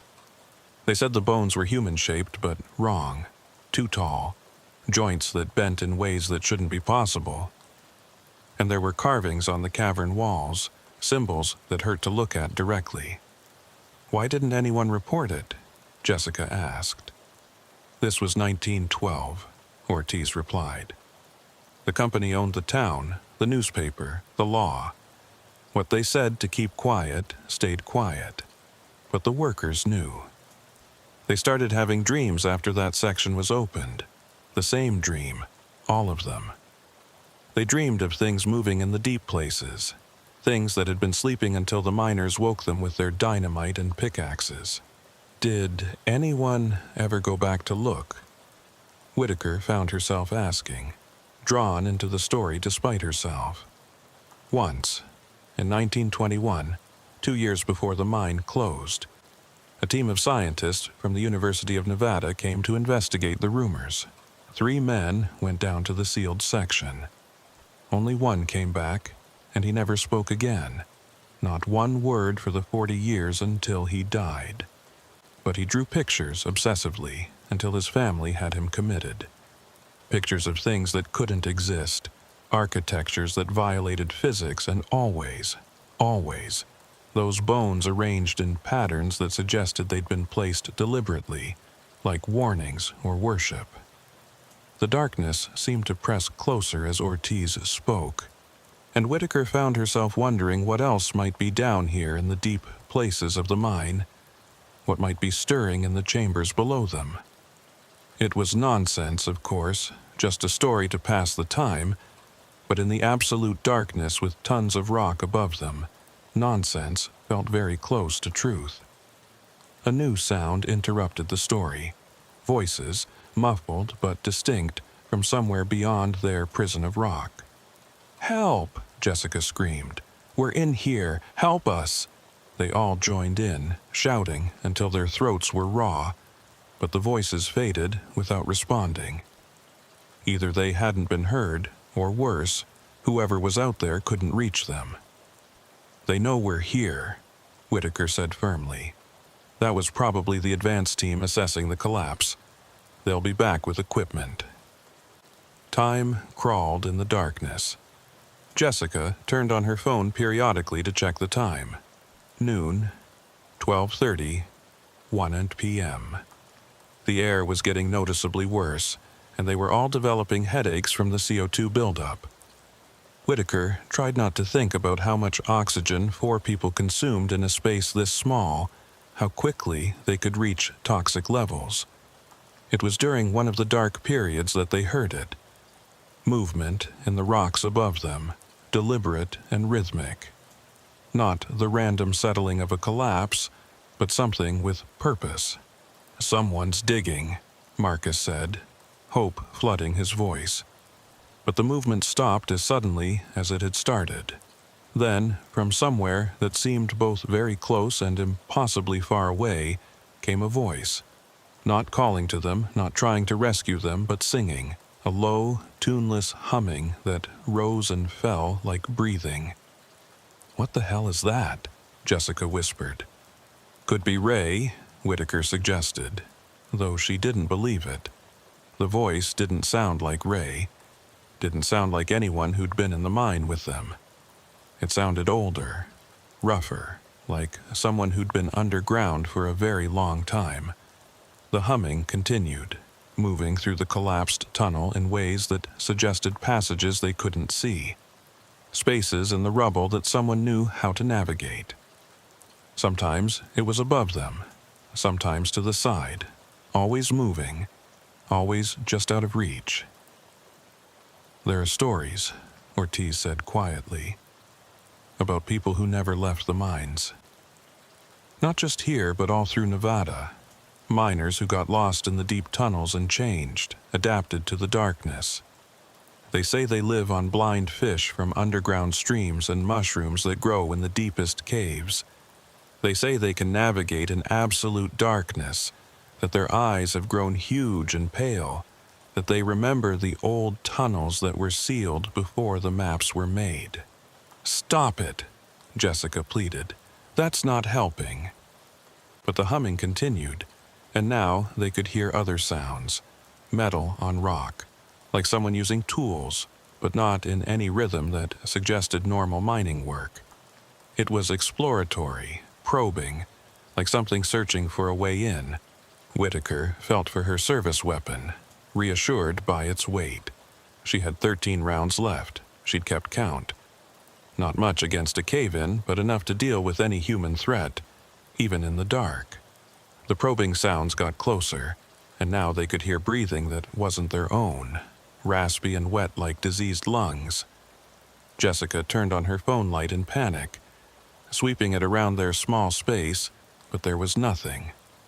Just the four of them in their tomb of rock. Then the light caught something. A gap in the collapsed material near Marcus's pinned leg, not big enough for a person but large enough for an arm. And reaching through that gap was indeed an arm, but wrong somehow. The proportions were off, too long, with too many joints, and the skin was pale as paper, almost translucent in the phone's weak light. Jessica screamed. The arm withdrew instantly, disappearing into the gap with inhuman speed. The humming stopped, replaced by a chittering sound like laughter or communication in a language that predated words. "What was that?" Marcus gasped. "What the fuck was that?" "I don't know," Whitaker admitted, training her weapon on the gap. "But everyone stay calm, stay together." Calm! Jessica was on the edge of hysteria. "There's something in here with us, something that's not human." "We don't know what we saw," Whitaker said, though she'd seen the same impossible arm they all had. "The lack of oxygen can cause hallucinations. We're all stressed, hurt, frightened. Our minds can play tricks." But even as she said it, she heard more movement in the gaps around them, more of that chittering communication, and she knew that whatever was out there in the collapsed mine with them, it wasn't a hallucination, it was real, and it was interested in them. The chittering sounds multiplied, seeming to come from multiple directions now. Whitaker tried to count the distinct voices, 3, maybe 4, possibly more. They were communicating with each other, coordinating something, and that implied intelligence, planning, purpose. The arm hadn't been reaching in randomly. It had been testing, probing, learning the layout of their prison. "Turn off the light," Ortiz whispered urgently. "They don't need it to see, but we're making ourselves targets." Jessica killed the phone light, plunging them back into absolute darkness. Immediately, the sounds changed, became bolder, closer. Whatever was out there had been cautious of the light, but now in the darkness, they were in their element. "Franklin," Whitaker said quietly, "those stories about the deep miners, how much do you actually know?" "More than I wanted to believe," he admitted. "My grandfather didn't just work here, he was part of the team that sealed the lower levels. He said they didn't seal them to prevent cave-ins. They sealed them to keep something in. The mining company found people down there, or what used to be people. They'd been living in the natural caves that predated the mine, maybe for generations. The native tribes had legends about them, the underneath people, they called them. The tribes avoided this mountain for centuries before white settlers arrived." "Why didn't the mining company report it?" Marcus asked, his voice tight with pain and fear. "Bad for business," Ortiz replied simply. "You don't get investors by telling them you've discovered a race of cave-dwelling humanoids on your property. So they sealed the connecting tunnels, posted guards, and kept mining the upper levels. But sometimes miners would disappear. They'd be working adrift, take a wrong turn in the dark, and never be seen again. The company always blamed cave-ins, but the bodies were never found." A scratching sound, deliberate and rhythmic, began on the rock above them. Not random probing this time, but purposeful work. They were being excavated, but not in any way that suggested rescue. This was something else, careful, patient, like an archaeologist uncovering a delicate artifact. "They're mining us out," Jessica breathed. "They're going to take us." "No," Whitaker said firmly, checking her weapon again by touch. "We're getting out of here. When I give the signal, Jessica, turn on your light and keep it moving. Blind them. I'm going to fire through that gap, make them back off." "What if that brings the rest of the ceiling down?" Marcus asked. "Then we die quick instead of whatever they have planned," Whitaker replied grimly. But before she could give the signal, everything changed. A massive impact shook their prison, not from inside, but from outside. The sound of heavy machinery getting closer. Real rescue equipment. The chittering sounds grew agitated, almost panicked. The scratching stopped, and they could hear rapid movement away from their position, deeper into the collapsed mine system. Whatever those things were, they feared discovery by the outside world more than they desired whatever they'd planned for the trapped humans. "We're here," Whitaker shouted. "4 people trapped. We're here." This time, the response was immediate and human. "We hear you. Stay calm. We're coming." The rescue took 4 more hours, 4 hours of careful excavation, of engineers calculating load-bearing weights, of paramedics standing by with equipment. When the final rocks were pulled away and daylight flooded their prison, Whitaker had never seen anything more beautiful than that harsh Nevada sun. They were pulled out one by one.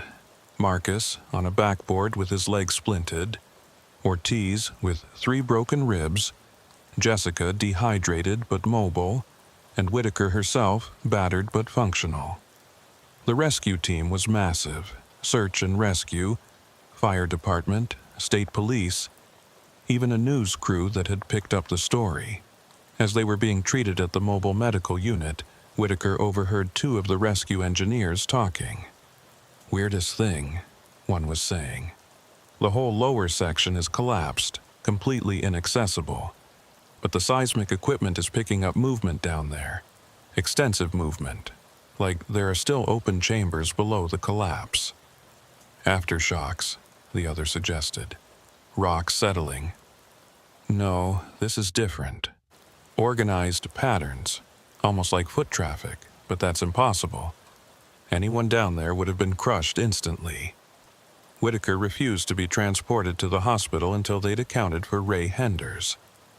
The search teams found his body 2 days later, in a section of tunnel that should have been completely inaccessible after the collapse. He'd been dragged there.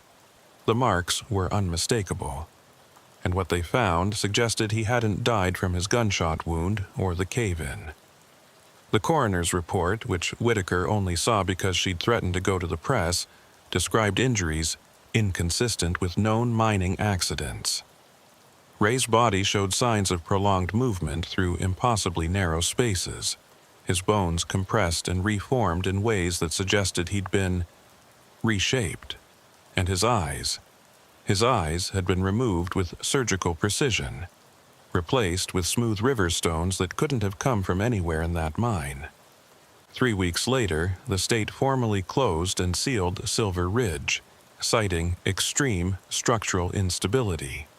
But Whitaker noticed they used methods she'd never seen before. Not just steel gates and concrete, but arrangements of iron and salt at every entrance, symbols painted in red that looked far older than any modern warning sign.